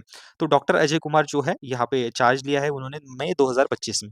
आगे बढ़ते हैं, अगली जो स्कीम है हमारी, उल्हास स्कीम। शांति से पढ़ेंगे, बहुत ही इंपॉर्टेंट स्कीम होती है ये। Which state has recently declare first fully literate state under the Ulhas scheme? अब ये उल्हास स्कीम के अंतर्गत बोल रहे हैं कि राज्य साक्षरता बने, एजुकेटेड बने हैं। तो मैंने बोला ठीक है, करेक्ट आंसर तो मिज़ोरम है। तो सबसे पहले अगर सरकते हैं कि ये जो नव भारत साक्षरता कार्यक्रम क्या होता है? मतलब उल्हास स्कीम का फुल फॉर्म पूछा जाता है आपको, understanding of life long learning of all in society, जिसको अभी बोला मैंने भारत साक्षरता कार्यक्रम भी किया जाता है। अब भारत सरकार द्वारा 2022 में ये शुरू की गई एक सेंट्रल जो है स्कीम है। इसका उद्देश्य क्या है कि 15 वर्ष और उससे अधिक आयु के जो लोग हैं उनको एजुकेटेड बनाना, जिन्हें अनौपचारिक शिक्षा प्राप्त नहीं की है, मतलब एक नॉमिनल भी एजुकेटेड नहीं हुए वो। अब ये जो कार्यक्रम है विशेष रूप से इनको एजुकेशन लिटरेसी की ओर आगे बढ़ाता है, ठीक है? अब भारत के पहले 3 पूर्ण साक्षर राज्य, अभी तो आपको फर्स्ट ही पता है, तो मिज़ोरम ने 98% टू, ठीक है? 98%, ठीक है? 98.2% का यहाँ पे अपनी क्वालिफिकेशन दर्ज कराई है, पहला राज्य बना है फुल्ली एजुकेटेड, राइट? ठीक है? उसके बाद अगर बात करूँ फुल्ली लिटरेट, गोवा दूसरा राज्य बना है जिसने 100% फुल्ली लिटरेट स्टेट से हासिल किया है। त्रिपुरा बना है तीसरा राज्य जिसने 95%, ठीक है? 95.6% से अपना फुल्ली लिटरेसी रेट हासिल किया है, एंड फोर्थ जो है वो है हिमाचल प्रदेश। अब देखो यहाँ पे क्या बोलता है इस स्कीम में, ठीक है? सोचो कि हमारे पास एक गाँव है जहाँ बहुत सारे लोग पढ़ लिख नहीं सकते। अब उल्हास स्कीम के तहत सरकार ने एक स्कूल खोला है जहाँ बड़े लोग भी पढ़ सकते हैं और स्कूल में न केवल पढ़ना-लिखना सिखाया जाता है बल्कि उन्हें पैसे, कंप्यूटर, बचत करना, कंप्यूटर चलाना और अन्य ज़रूरी बातें भी सिखाई जाती है। अब इस गाँव के लोग भी समझदार, खुशहाल हो जाते हैं, राइट? तो याद रखो कि महिला ग्रामीण क्षेत्रों में जो पिछड़े समुदाय होते हैं, वहाँ तक शिक्षा को पहुँचाना। समुदाय में क्या होता है अपनी कम्युनिटी में एजुकेशन को प्रायोरिटी देना। तो ये स्कीम जो है न्यू एजुकेशन पॉलिसी से अलाइन है 2022 में जो है स्कीम आई थी। एडल्ट इसमें टारगेट किए गए हैं 15 साल के ऊपर के। 5 कंपोनेंट है उल्हास स्कीम के foundational literacy, numeracy, critical life skill, basic education, vocational training and continuing education. तो जी हाँ, मिज़ोरम आपका पहला राज्य बना है। दूसरा आपका राज्य जो बना है वो है गोवा, तीसरा त्रिपुरा एंड चौथा बना है हिमाचल प्रदेश। अगला आपके सामने प्रश्न है government of India launch national critical mineral mission with outlay of कितना करोड़ रुपए? तो option number A is your correct answer that is 34,300 crore rupees, right? Example से याद कर लीजिए कि यहाँ पे किसे फोकस किया गया है और ये क्या चीज है। देखिए देश में जो आपके यहाँ पे जो क्लीन एनर्जी, ग्रीन एनर्जी हम जो बोलते हैं, तो यहाँ पे सबसे इंपॉर्टेंट जो हमारा मिशन चल रहा है नेशनल क्रिटिकल मिनरल, ठीक है? तो exploration of essential minerals, example के तौर पे अगर बात करूँ तो लिथियम, निकेल, कोबाल्ट इससे बैटरी बनती है, गैलियम, इंडियम, टेलुरियम इससे सोलर पैनल और सेमीकंडक्टर बनते हैं, डायस्प्रोसियम, नियोडीमियम इससे परमानेंट मैग्नेट बनता है, पोटाश, तांबा और सीसा ये उर्वरक और इससे बाकी इलेक्ट्रॉनिक चीजें बनते हैं। तो ये इंपॉर्टेंट हमारे क्रिटिकल मिनरल्स ही तो है ना, जहाँ पे बहुत सारे मटेरियल्स बनते हैं, ठीक है?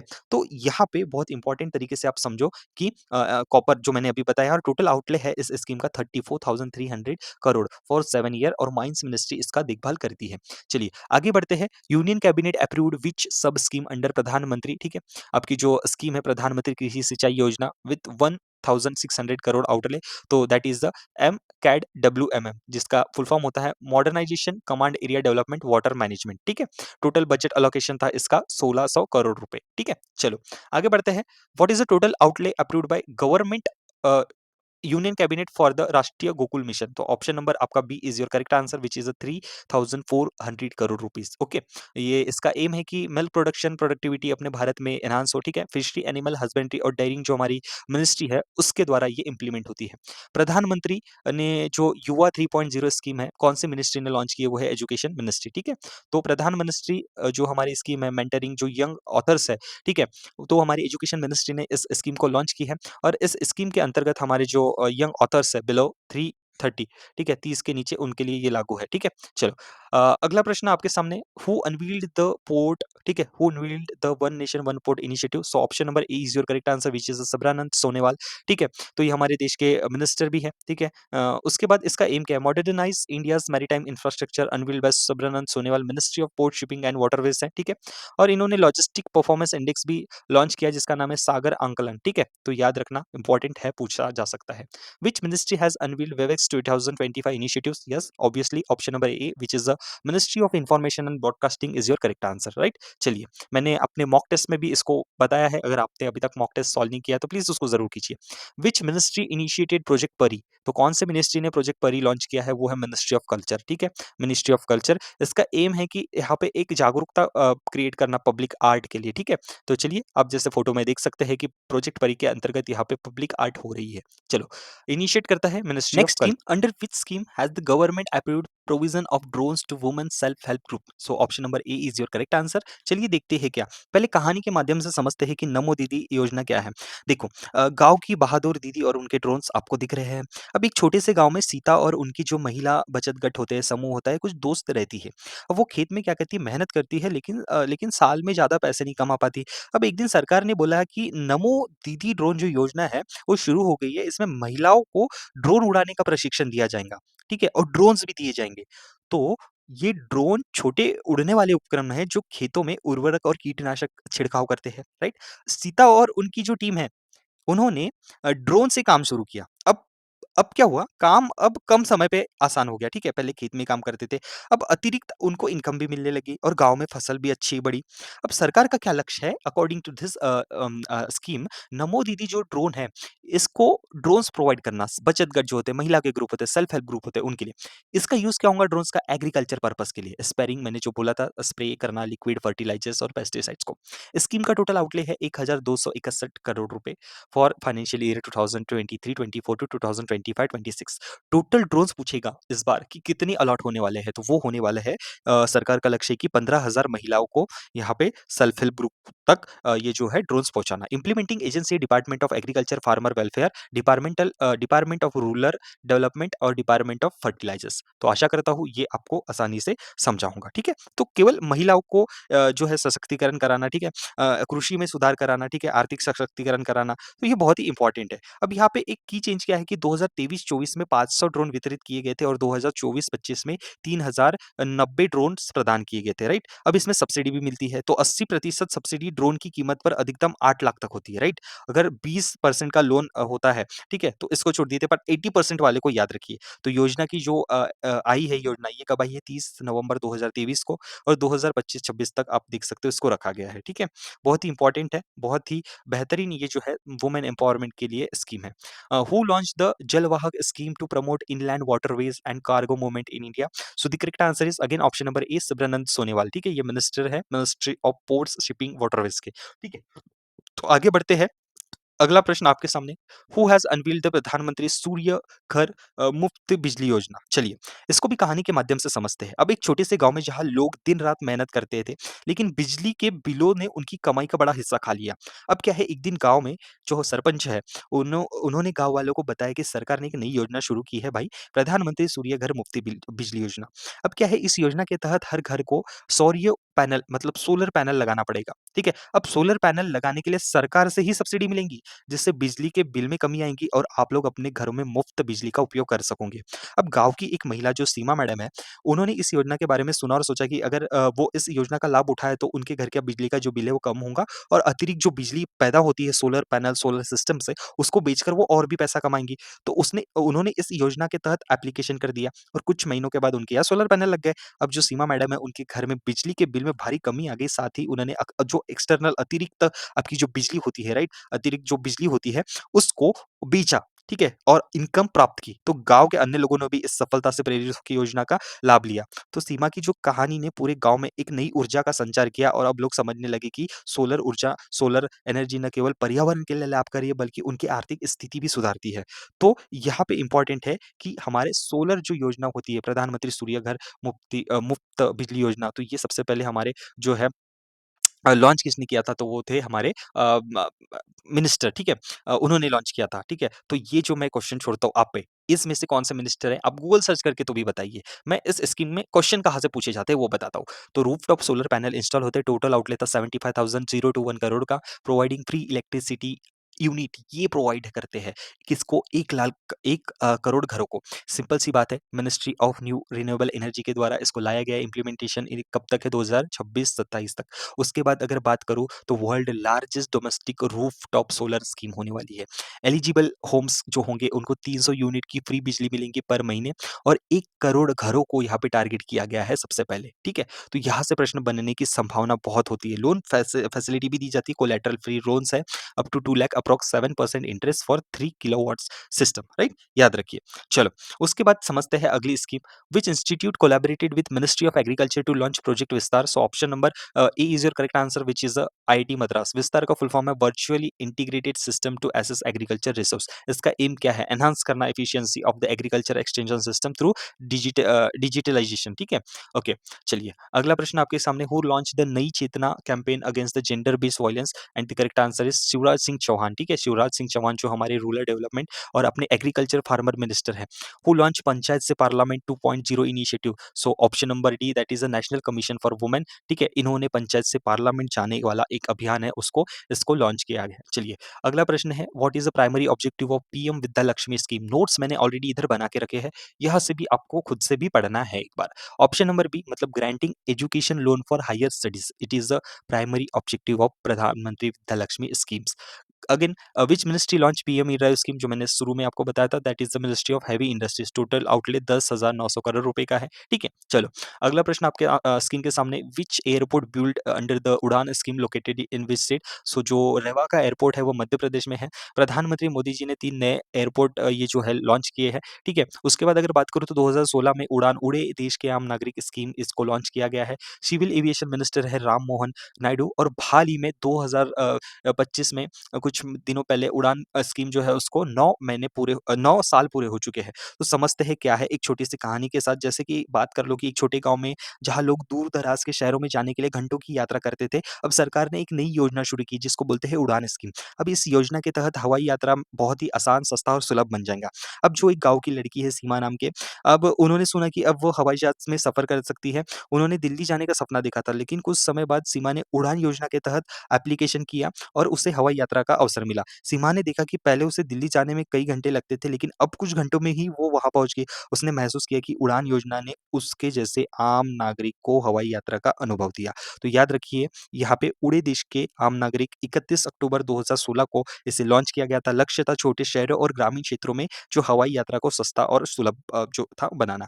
अगर बात करूँ तो इसके मूल जो उद्देश्य क्या है कि 1 घंटे के लिए 2500 तक का किराया लगना चाहिए, ठीक है? पहले बहुत आप देख लीजिए कि बहुत प्राइसेज़ जो आपके प्राइवेट कंपनीज़ हैं उनके हैं।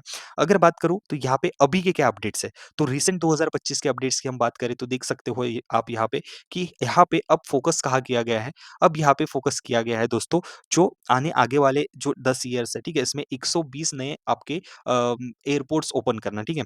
ठीक है? और 4 करोड़ यात्रियों को अपनी सर्विसेज़ देना। अब विशेष ध्यान कहाँ दिया जा रहा है? हेलीपैड्स, ठीक है? हेलीपैड्स, ठीक है, हो गया। आपके स्मॉल एयरपोर्ट्स हो गए, ठीक है? स्मॉल एयरपोर्ट्स हो गए, ठीक है? उसके बाद पहाड़ी क्षेत्रों में कनेक्टिविटी बनाना, जो हाई टेरेंस एरिया होते हैं, ठीक है? हाई टेरेंस एरिया होते हैं, वहाँ पे उसकी कनेक्टिविटी बढ़ाना। तो ये 3 जो चीज़ मैंने बोला वो याद रखो और ये स्क्रीन पे जो लिखा है वो पढ़ो, ठीक है? ओके। उसके बाद अगर बात करूँ तो इम्पोर्टेंट क्या है कि जो नॉर्थ ईस्ट स्टेट्स है उसको जोड़ना, ठीक है? बहुत ही इम्पोर्टेंट है, ये याद रखना ज़रूरी है। रिसेंटली यूनियन कैबिनेट अप्रूव्ड प्रधानमंत्री जनजातीय उन्नत ग्राम मिशन फॉर, ठीक है? तो किसके लिए लाया गया ये? ट्राइबल कम्युनिटीज़, तो ठीक है? याद रखिए कि ये जो स्कीम है, यहाँ पे प्रधानमंत्री जनजातीय उन्नत ग्राम अभियान की बात करें तो ये इम्प्रूव करता है social economic condition tribal communities की। टोटल आउटले है 79,156 करोड़ रुपीज़। बेनिफिट होता है total 5 crore tribal people across 63,000 आपके जो विलेज है वहाँ के। उसके अंदर क्या है कि इनको पक्का जो घर घर होता है प्रधानमंत्री आवास योजना, उसके बाद आपके जो है टैप्ड वाटर जल जीवन मिशन के तहत और इलेक्ट्रिसिटी सप्लाई। तो बहुत ही स्टैटिक चीज़ें हैं जहाँ से क्वेश्चन बनने की पूरी संभावना है। अगला प्रश्न आपके सामने है under the UPS what is a guaranteed minimum monthly pension for an employ who retire after 10 years of service and the correct answer is option number A which is 10,000, right. अब देखिए रिसेंटली यहाँ पे अगर बात करें तो UPS it मतलब it replace NPS national payment system.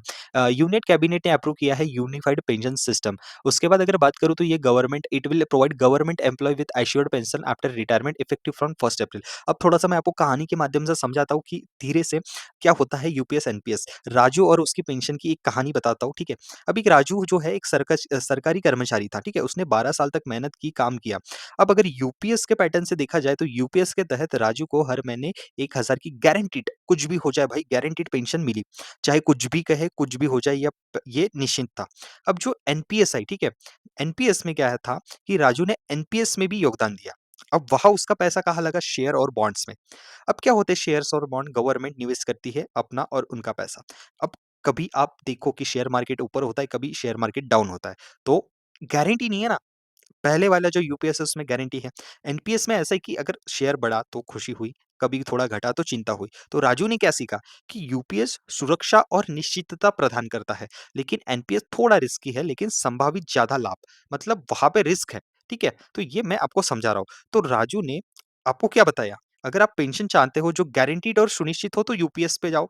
अगर आप थोड़ा रिस्क चाहते हो और ले सकते हो और पैसा बढ़ाना चाहते हो तो एनपीएस सही है, राइट? तो याद रखना ये बहुत ही इंपॉर्टेंट है। चलो, इसके बाद अगर बात करूँ तो गारंटीड मिनिमम पेंशन की जो बात की जा रही थी, उसमें था 10,000 रुपए, ठीक है? तो कम से कम 10 साल के सर्विस के बाद आपको 10,000 रुपए की यहाँ पे एश्योर्ड पेंशन मिलने वाली है, ठीक है?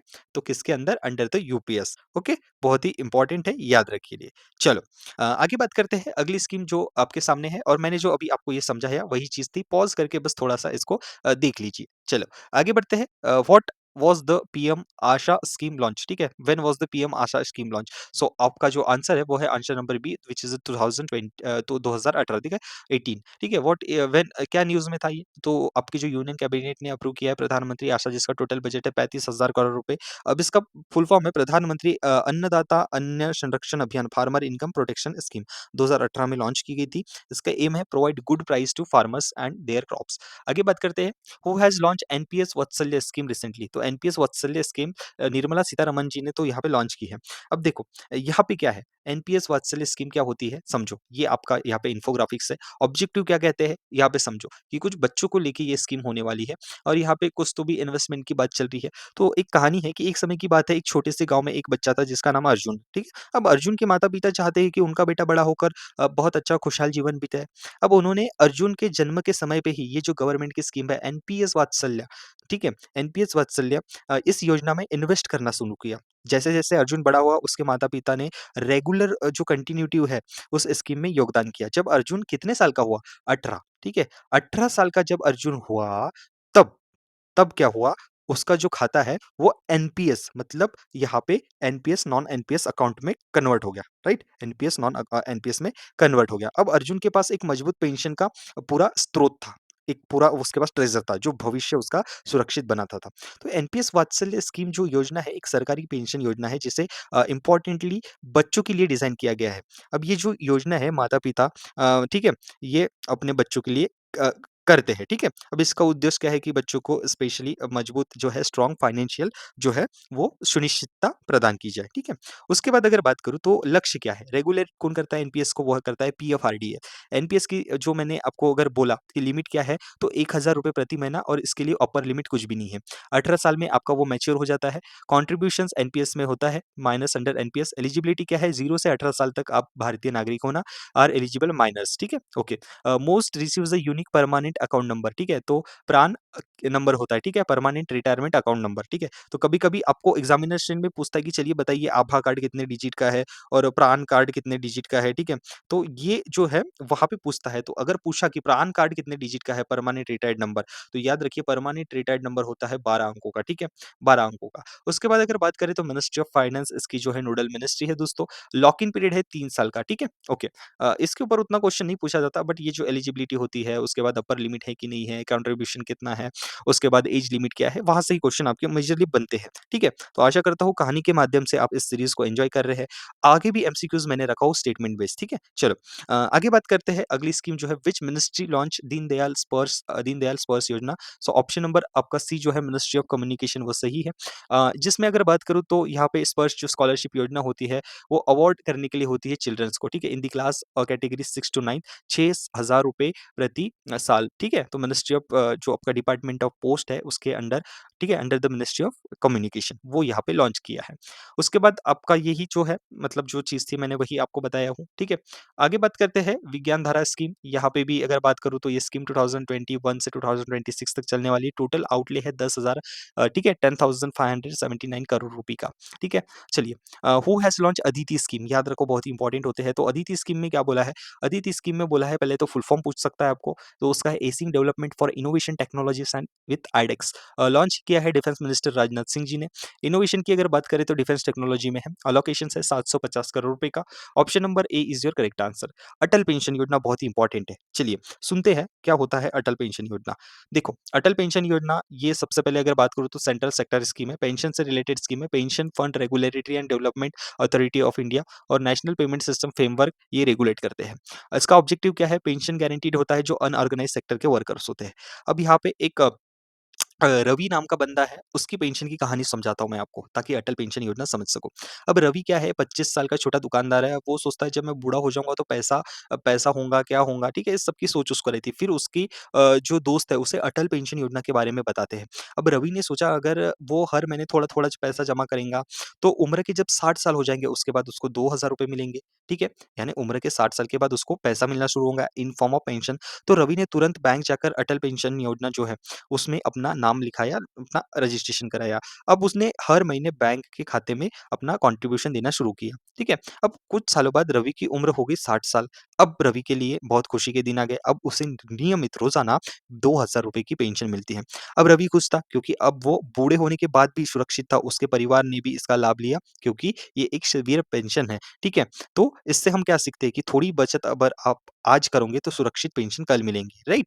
तो यहाँ पे छोटा मज़दूर कोई भी हो सकता है क्योंकि अनऑर्गेनाइज़ सेक्टर बोला है ना, अनऑर्गेनाइज़ सेक्टर जिसमें आप देख सकते हो मज़दूर, फ्रीलांसर या छोटा दुकानदार कोई भी हो सकता है, राइट? तो बहुत ही इम्पोर्टेंट है ये। तो यहाँ पे आपकी एलिजिबिलिटी रहती है 18 से 40 साल तक आप नॉन इनकम टैक्स पेयर होना चाहिए, ठीक है? विथ अ सेविंग अकाउंट, ठीक है? Contribution vary by age, pension choice बहुत सारी चॉइस रहती है, ये डायरेक्ट क्वेश्चन नहीं पूछेगा, लेकिन आप वेबसाइट अगर विजिट भी किए अटल पेंशन योजना तो बहुत सारे रहते हैं। अब पेंशन के ऑप्शन जैसे मैंने बोला कि 1000 से 5000 के बीच में 2000, 3000, 4000 अकॉर्डिंग टू दैट आपको फिर पेंशन चॉइस मिलती है। तो इस इन दोनों के बीच में बहुत सारे आपके ऑप्शंस मिलते हैं, ठीक है? 60 साल के बाद। रिटायरमेंट बेनिफिट और उसके बाद अगर बोलूँ बोलूँ मैं तो अक्टूबर ठीक है, अक्टूबर 15, 2025 की हम बात करें तो प्रधानमंत्री जन धन योजना के अंतर्गत यहाँ पे 56.77 करोड़ रुपए अकाउंट ओपन हुए प्रधानमंत्री जन धन योजना के अंतर्गत और जिसमें से महिला का परसेंटेज ज़्यादा है 57.7%। ओके, आगे बात करते हैं प्रधानमंत्री जीवन ज्योति बीमा योजना। तो ये सेंट्रल सेक्टर स्कीम है, इसको एलआईसी ठीक है और दूसरे अप्रूव्ड इंश्योरेंस चलाते हैं। आगे बात करें एलिजिबिलिटी क्या है? एलिजिबिलिटी है 18 से 50 साल, ठीक है? 18 से 50 साल का। बहुत इंपॉर्टेंट है, बहुत ही याद रखिए। चलिए इसको भी कहानी से मैं आपको समझाता हूँ। देखिए, एक नाम है राहुल। राहुल नाम का एक मेहनती युवक है, ठीक है? जो अपने परिवार के साथ खुशहाल जीवन जी रहा था। एक दिन क्या हुआ राहुल ने सुना कि सरकार एक नई योजना शुरू की है जिसका नाम है प्रधानमंत्री जीवन ज्योति बीमा योजना। अब इसका योजना के तहत क्या है कि यदि कोई व्यक्ति जिसकी मृत्यु दुर्भाग्यवश प्राप्त हो जाता है, वो मृत्यु हो जाती है, तो उसके परिवार को 2 लाख रुपए की सहायता मिलती है। अब राहुल ने इस योजना में शामिल होने का निर्णय लिया। उसने अपने नज़दीकी बैंक में जाके एप्लीकेशन किया। बैंक ने राहुल का आधार कार्ड, बैंक पासबुक और ऑटो डेबिट की सहमति ली, परमिशन ली। आई रिपीट बैंक ने उसके आधार कार्ड, बैंक पासबुक और ऑटो डेबिट की सहमति दी। अब राहुल ने ₹330 का प्रीमियम भी जमा कर दिया। कितने का? लेकिन अब वो चेंज होके कितने का हो गया है? ₹436 ठीक है? जो कि ₹2 कम है प्रतिदिन से भी, ठीक है? तो याद रखिए अब राहुल ने प्रीमियम भी जमा भरना शुरू कर दिया। अब उसके बाद अगर बात करूँ तो राहुल का दुर्भाग्यवश कुछ निधन हो जाता है। उसकी पत्नी जो नॉमिनी थी उसने बैंक में जाकर आवश्यक दस्तावेज प्रस्तुत किए और 30 दिन के अंदर उनको लाइफ इंश्योरेंस के पैसे जो है 2 लाख रुपए मिल गए, ठीक है? जो डेथ हुई राहुल की, ओके? सो याद रखिए एलिजिबिलिटी है इस स्कीम की 18 से 50 साल तक सेविंग अकाउंट होल्डर होना चाहिए, ऑटो डेब्ट फैसिलिटी। प्रीमियम है सालाना ₹436 जो कि ₹2 प्रतिदिन से भी कम है, राइट? तो एनरोलमेंट शुरू होते हैं इस स्कीम के हर साल 31 में हर साल, ठीक है? अप्रैल की बात करें तो ये डेटा थोड़ा आप पढ़ लीजिए, इतना यहाँ पे नहीं पूछता, वो पीओ लेवल में हो जाता है। लेकिन प्रधानमंत्री जन धन योजना का आपको डिटेल यहाँ दिया जा रहा हो, अगस्त, अक्टूबर मंथ का पूछा जा सकता है। चलिए, आप समझ गए होंगे प्रीमियम का आंकड़ा, कवरेज कितना मिलता है और एलिजिबिलिटी क्या है। मैंने बता दिया कि एक्सीडेंटल आपका इंश्योरेंस यहाँ पे क्लेम होता है। तो सीख क्या मिलती है इस कहानी से? कि इस कहानी से हम समझ में आता है कि जीवन में अनहोनी कभी भी हो सकती है भैया और ऐसे स्थिति में परिवार की सुरक्षा के लिए इस योजना का महत्व है। तो इम्पोर्टेंट है, ठीक है? आपको जो बोला कि एलिजिबिलिटी है, एज क्राइटेरिया 18 से 50 साल के बीच में, ठीक है? आपका सक्रिय बैंक खाता, आधार कार्ड, ठीक है? और ऑटो डेबिट की आपको परमिशन देना ज़रूरी है। ओके, तो ये आपका इम्पोर्टेंट है। बीमा कवरेज कितना होता है? 2 लाख रुपए का जैसे आप मृत्यु हो जाती है और प्रीमियम आपको ₹436 पर एनम पे करना पड़ता है, ठीक है? ये भी आपको इम्पोर्टेंट है। चलो आगे बात करते हैं अगली स्कीम उसके बाद प्रधानमंत्री सुरक्षा बीमा योजना, ठीक है? प्रधानमंत्री सुरक्षा बीमा योजना जो है, इसमें भी सेम एक्सीडेंटली और डिसेबिलिटी इंश्योरेंस मिलता है। एलिजिबिलिटी है 18 से 70 साल, सेविंग अकाउंट होल्डर होना चाहिए, फिर सेम फैसिलिटी फैसिलिटी जिसमें 2 लाख का एक्सीडेंटल डेथ और टोटल अगर परमानेंट लॉस होता है आपका जैसे आप अपंग हो जाते हो, अपाहिज हो जाते हो, तो आपको कवरेज मिलता है 1 लाख का, ठीक है? अगर डेथ होती है तो 2 लाख। प्रीमियम है इसका ₹20 per annum less than ₹2 per month भी, ठीक है? उसके बाद एनरोलमेंट पीरियड क्या है? इसका 31 में हर साल होता है। और जनधन अकाउंट याद रखिए यहाँ पे बहुत ही इंपॉर्टेंट है। उसके बाद अगर मैं बात करूँ अगर बात करूँ तो 67% जो अकाउंट्स होते हैं वो रूरल पर इस वाले स्कीम न्यूज़ को स्किप कर सकते हैं। जो मैंने बताया है वही चीज़ अभी यहाँ पे है इस इन्फोग्राफिक्स में। तो फ़ोटोज़ मैंने आपके लिए लगाई है कि ताकि पॉज़ करके एक बार पढ़िए। क्योंकि गवर्नमेंट स्कीम्स का डेटा रटना नहीं पड़ता, बस समझ के नोट्स बनाना पड़ता है। चाहे मैं पढ़ाऊँ या कोई अन्य। क्योंकि ऐसे एग्ज़ामिनेशन के पड़ाव पे अब आ चुके हो कि आपको स्पेसिफिकली अलग से कोई स्कीम पढ़ाना वो टाइम का वेस्ट होगा। तो मैंने यहाँ पे कहानियों के साथ स्कीम्स को लाया हूँ जिसमें डेटा बता रहा हूँ जहाँ से प्रश्न पूछे हैं और जो विद्यार्थी लास्ट तक ज़रूर देख रहा है उसका फ़ायदा ही फ़ायदा है। आशा करता हूँ आपने अभी तक इस वीडियो को देखा है, आपने अभी तक वीडियो को लाइक भी कर दिया है। आगे आपके सामने है उज्ज्वला योजना, राइट? उज्ज्वला योजना की हम बात करते हैं प्रधानमंत्री उज्ज्वला योजना। तो देखिए क्या रहता है कि ये जो स्कीम है अब एक कैरेक्टर ले लेते हैं स्मिता नाम की एक लड़की है, एक छोटे से गाँव में रहती है। पहले वो लड़की गोबर गैस से चूल्हा बनाकर खाना बनाती थी, चूल्हा पे खाना बनाती थी।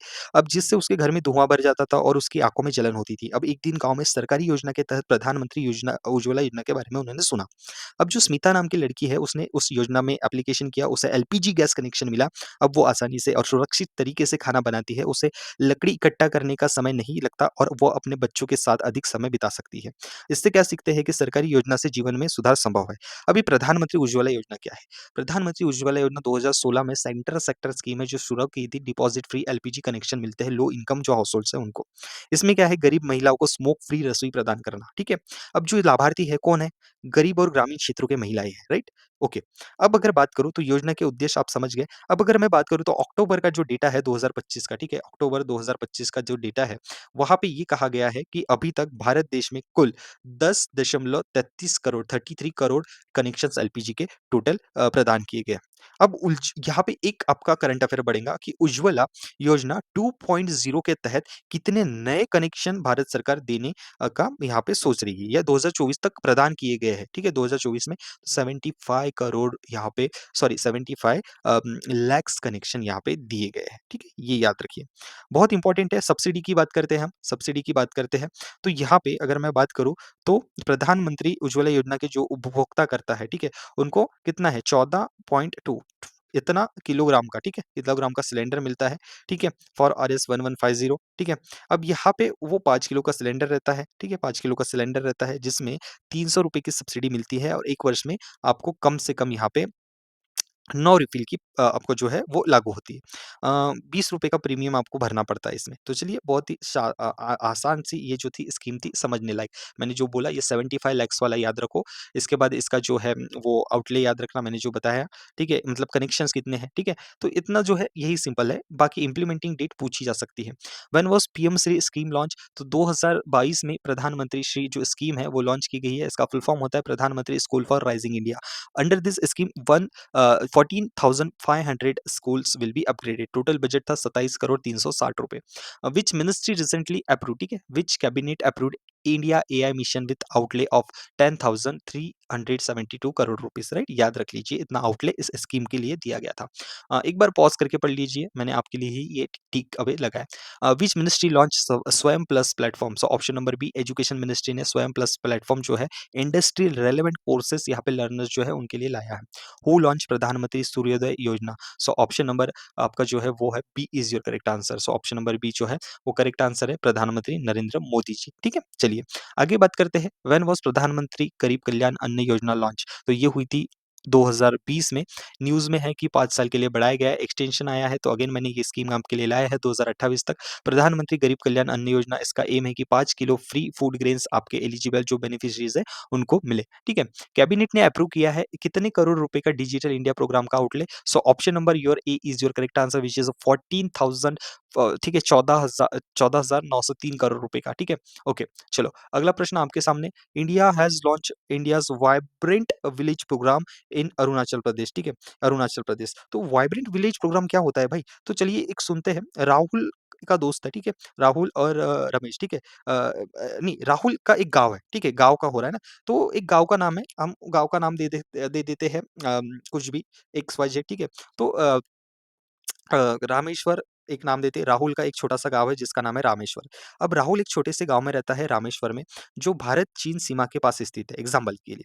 अब पहले रामेश्वर में सड़कें नहीं थी, बिजली की समस्या थी, इंटरनेट सुविधा नहीं थी, लेकिन जब सरकार ने वाइब्रेंट विलेज प्रोग्राम शुरू किया, तब रामेश्वर में सभी मौसम अनुकूल सड़कें बनाई गई, सौर्य ऊर्जा बिजली आपूर्ति हुई, ठीक है? वहाँ लाई गई, इंटरनेट कनेक्टिविटी वहाँ पे आई, उसके बाद राहुल और उसके दोस्तों की पढ़ाई में मदद हुई, वे ऑनलाइन शिक्षा ले सकते हैं।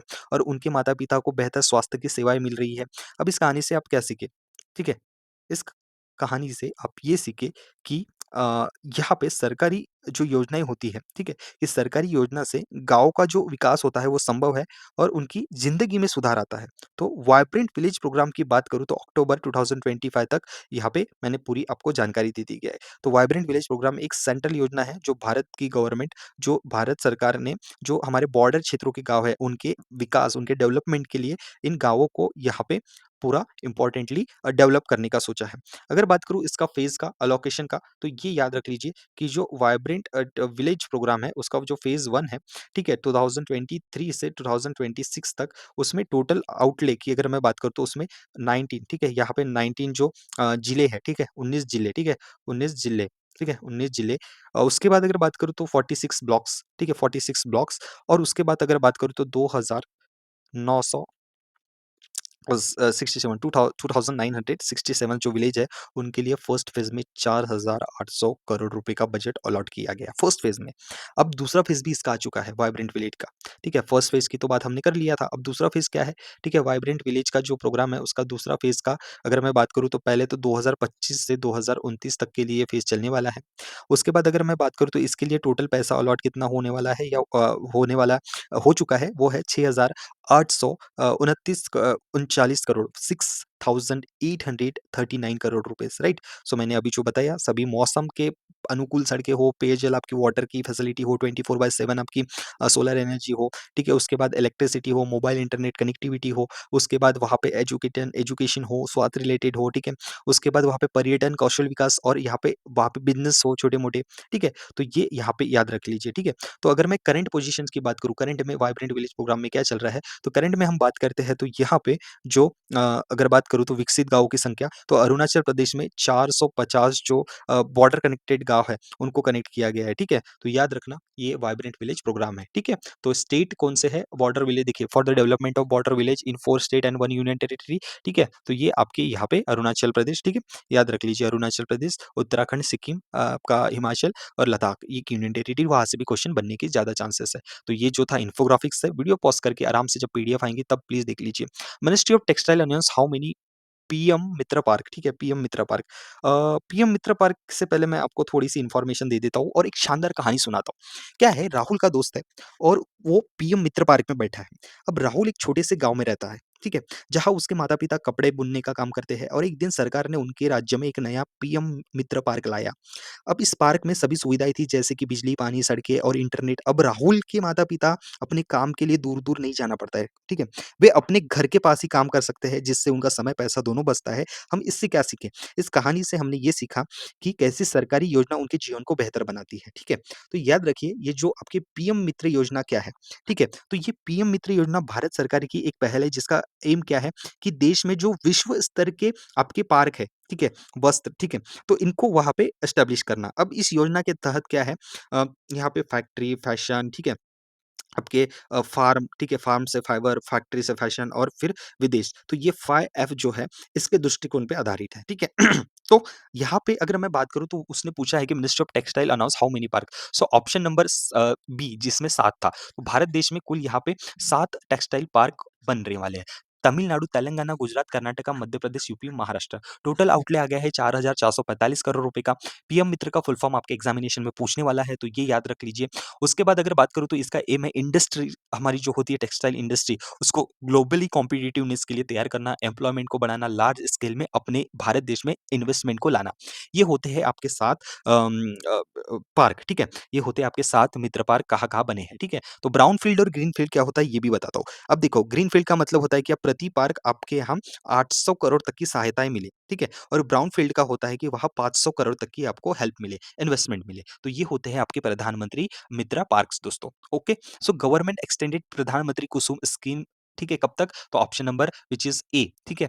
2026, ठीक है? 2026 तक प्रधानमंत्री कुसुम योजना को एक्सटेंड कर दिया गया है, लॉन्च किया था न्यू रिन्यूएबल एनर्जी ने, ओके? चलिए, तो यहाँ तक हमने देखा दोस्तों कि हमारे जो एमसीक्यूज़ थे पहले फेज़ के वो खत्म हो चुके हैं। अब दूसरे फेज़ के आपके कुछ इंपॉर्टेंट स्टेटमेंट बेस्ड एमसीक्यूज़ है, लेकिन उससे पहले ये कंटेंट, मेरा डेडिकेशन आपको अच्छा लगा, तो प्लीज़ कमेंट बॉक्स में कमेंट कर देना मेरे भाई कि कैसे ये वीडियो लगी कहानी के माध्यम से जो मैंने आपको समझाया हूँ। अगर आप हमारे चैनल पे नए हैं, तो चैनल को सब्सक्राइब करना मत भूलिए। अगर आपने हमारे टेलीग्राम चैनल को अभी तक जॉइन नहीं किया है, तो प्लीज़ हमारे टेलीग्राम चैनल को जॉइन कीजिए, जहाँ पे आपको daily current affairs, job updates, exam updates और क्विज़ेस और हर वीडियो की फास्ट अपडेट आपको हमारे टेलीग्राम चैनल पे चलिए मिलती है। शुरू करते हैं चलिए। Mock test Indian government scheme 2025 जनवरी से अक्टूबर तक, जिसमें आपको प्रॉपर टाइमर के साथ एग्जाम का माहौल देने मिलेगा, ठीक है? टाइमर जैसा ही कॉर्नर में शुरू हो जाता है, आप अपना क्वेश्चन अटेम्प्ट करिए। पहला प्रश्न आपके स्क्रीन के सामने। In September 2025 Manohar Lal honourable minister of housing and urban affairs launch an outreach campaign that will accelerate the implementation of Pradhanmantri Awas Yojana U 2.0 by creating widespread awareness about the scheme across the country. So ये जो option है, option number C is your correct answer which is Angikaar 2025। चलिए बढ़ते हैं अगले प्रश्न की ओर। अंगीकार 2025 is an outreach campaign that will accelerate the implementation of Pradhanmantri Awas योजना urban 2000 2.0 by creating widespread awareness about the scheme.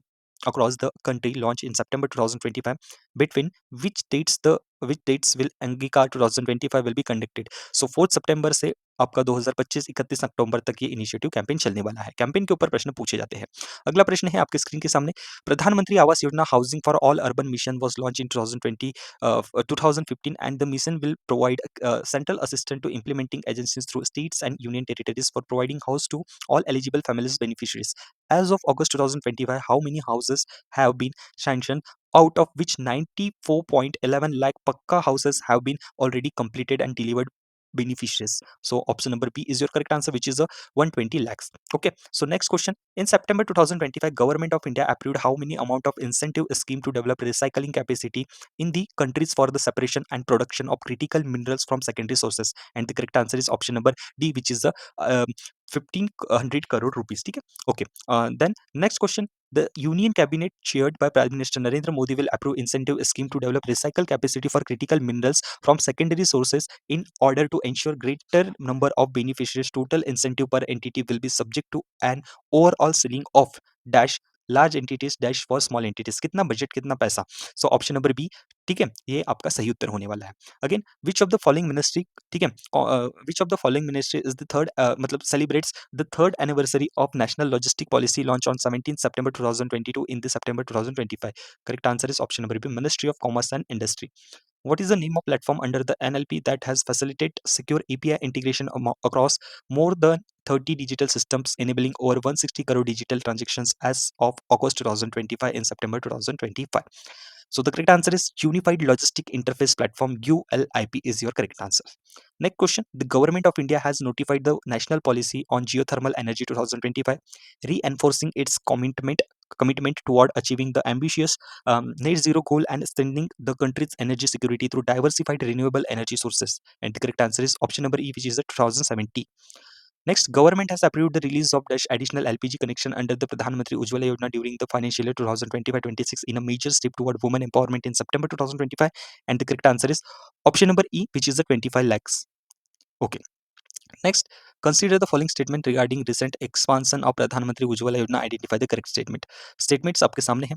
First है, with the release of 25 lakh additional LPG connection in financial year 2025-26, the total number of Pradhan Mantri Ujjwala Yojana connection will be rise to 10.58 crore. Option number जो 2 है आपका, the government has approved the expenditure of RS जो है 676 crore for the expansion of expansion which includes RS 512.6 512.5 crore rupees for deposit free connections, rupees 160 crore of targeted LPG subsidy, and 3.5 crore rupees project management expenses. Beneficiaries under Pradhan Mantri Ujjwala Yojana are required to pay the security deposit and the first refill, while the cost of the stove is borne by Government of India. So यहाँ पे आपका option number सी जो है वो correct है, both option number 1 and 2. Okay, चलो आगे बात करते हैं. अंडर द लाड़की बहन योजना, women beneficiaries must complete which mandatory process within the 60 days to continue receiving monthly assistance of यहाँ पे 1,500 rupees in September 2025. So which is the eKYC.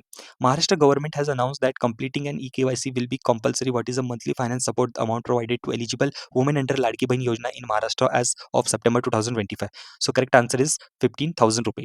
ठीक है, यहाँ पे इंपॉर्टेंट है, यहाँ पे 1500 रुपए उनको मिलता है. आगे बात करते हैं, which of the following government scheme has allocated around 2,000 crore for the rollout of approximately 72,300 public electric vehicle charging stations across the India, aiming to accelerate the transition to electric mobility in September 2025. And the correct answer is Pradhan Mantri Electric Drive Revolution in Innovative Vehicle Enhancement Scheme, PM E-Drive. अगला प्रश्न आपके screen के सामने. The central government has sign operational guidelines for the roll out around 72,300 public electric vehicle charging station across the country with an allocation of 2,000 crore under the Pradhan Mantri Electric Drive Revolution Innovation Vehicle Enhancement Scheme. So the correct answer is option number C, which is a 10,900 crore rupees. Next question. The Pradhan Mantri Dhan Dhanya Krishi Yojana approved in July 2025 will be implemented over how many years? And the correct answer is option number C, which is a 6 years. Here is the total outlay, here is the duration, and here is the targeted districts. So please attend the question and keep the information. ठीक है, तो ये आपको examination में काम आएंगी. What is the total budget allocation for mission for Atmanirbharta in pulses? The correct answer is 11,440 crore rupees. ये बहुत ही इंपॉर्टेंट एग्जाम ओरिएंटेड कंटेंट है जहाँ से प्रश्न बनने की पूरी संभावना है.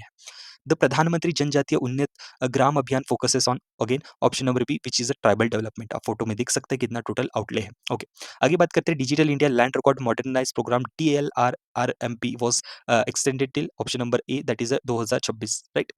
अगेन यहाँ पे आपके सामने स्वनिधि स्कीम है, ठीक है। उसके साथ एक और एडिशनल चीज मैंने आपको बताया कि ठीक है, PLI स्कीम जो 14 सेक्टर को कवर करती है दोस्तों, ठीक है। Pradhanmantri E Vidya programme is run under which mission, option number C Samagra Shiksha Abhiyan. Vivad se Vishwas scheme 2.0 launch by ministry of finance is your correct answer दोस्तों। प्रधानमंत्री विरासत का संवर्धन स्कीम रिप्लेस हो चुकी है प्रधानमंत्री कौशल को काम कार्यक्रम से, ठीक है। अभी लर्न एंड ग्रो ये जानी जाती थी, इसके अंतर्गत ये 5 पैरामीटर्स आते हैं। ओके, उसके बाद Pradhanmantri Gati Shakti national logistic policy aims to reduce logistic cost to GDP ratio from current 30% to how much, and the correct answer is option number C which is 8%, right, which is 8%। Okay, so दोस्तों अभी तक आपने हमारे Telegram channel को join नहीं किया है तो प्लीज जल्दी से ज्वाइन कर लीजिए, जहाँ पे मैं इस लेक्चर की PDF आपको प्रोवाइड करने वाला हूँ। अगर आपको ये वीडियो बहुत ही अच्छी लगी या जो भी आपके रिव्यूज़ है प्लीज़ मुझे कमेंट बॉक्स में बताइए कि ये वीडियो आपको कैसे लगी, ठीक है? इसका पार्ट 2 भी हम जल्द लाने की कोशिश करेंगे, लेकिन इतना जल्दी से जल्दी रिवीजन कीजिए। एक आपको पैटर्न पता चल गया कि कैसे स्किम्स पढ़ना है, क्या छोड़ना है, क्या रिवाइज़ करना है बार-बार। लेकिन आप हमारे चैनल पे नए हैं तो प्लीज़ हमसे जुड़िए, हमारे यूट्यूब चैनल को सब्सक्राइब करिए, इस वीडियो को लाइक कीजिए एंड सब्सक्राइब बटन के बाद बेल आइकन को प्रेस कीजिए ताकि जब भी हम अपनी वीडियो अपलोड करें तो आप तक जल्दी से पहुँचे। तो आशा करता हूँ दोस्तों ये वीडियो आपको पसंद आया होगा। जाते-जाते इतना ही कहना चाहूँगा कि इस एफर्ट के लिए आपको ये वीडियो कैसा लगा प्लीज़ कमेंट बॉक्स में ज़रूर कमेंट कीजिए एंड अपने दोस्तों तक ज़्यादा से ज़्यादा शेयर कीजिए, ठीक है? और मिलते हैं अगले वीडियो लेक्चर में, तब तक के लिए आप हमारी ये जो बैंकिंग सीरीज़ चल रही है, जो सबसे पहले आपको दिख रहा है बैंकिंग जनरल अवेयरनेस, इसकी प्लेलिस्ट भी मैंने डिस्क्रिप्शन बॉक्स में दे दिया है, उसे ज़रूर देखिए क्योंकि बहुत सारे क्वेश्चंस उस वीडियो में मैंने मंथ वाइज़ भी कवर किए हैं। सो आशा करता हूँ ये वीडियो आपको पसंद आई है दोस्तों, मिलते हैं अगले वीडियो में, तब तक के लिए ध्यान रखिए अपना, टेक केयर, बाय-बाय।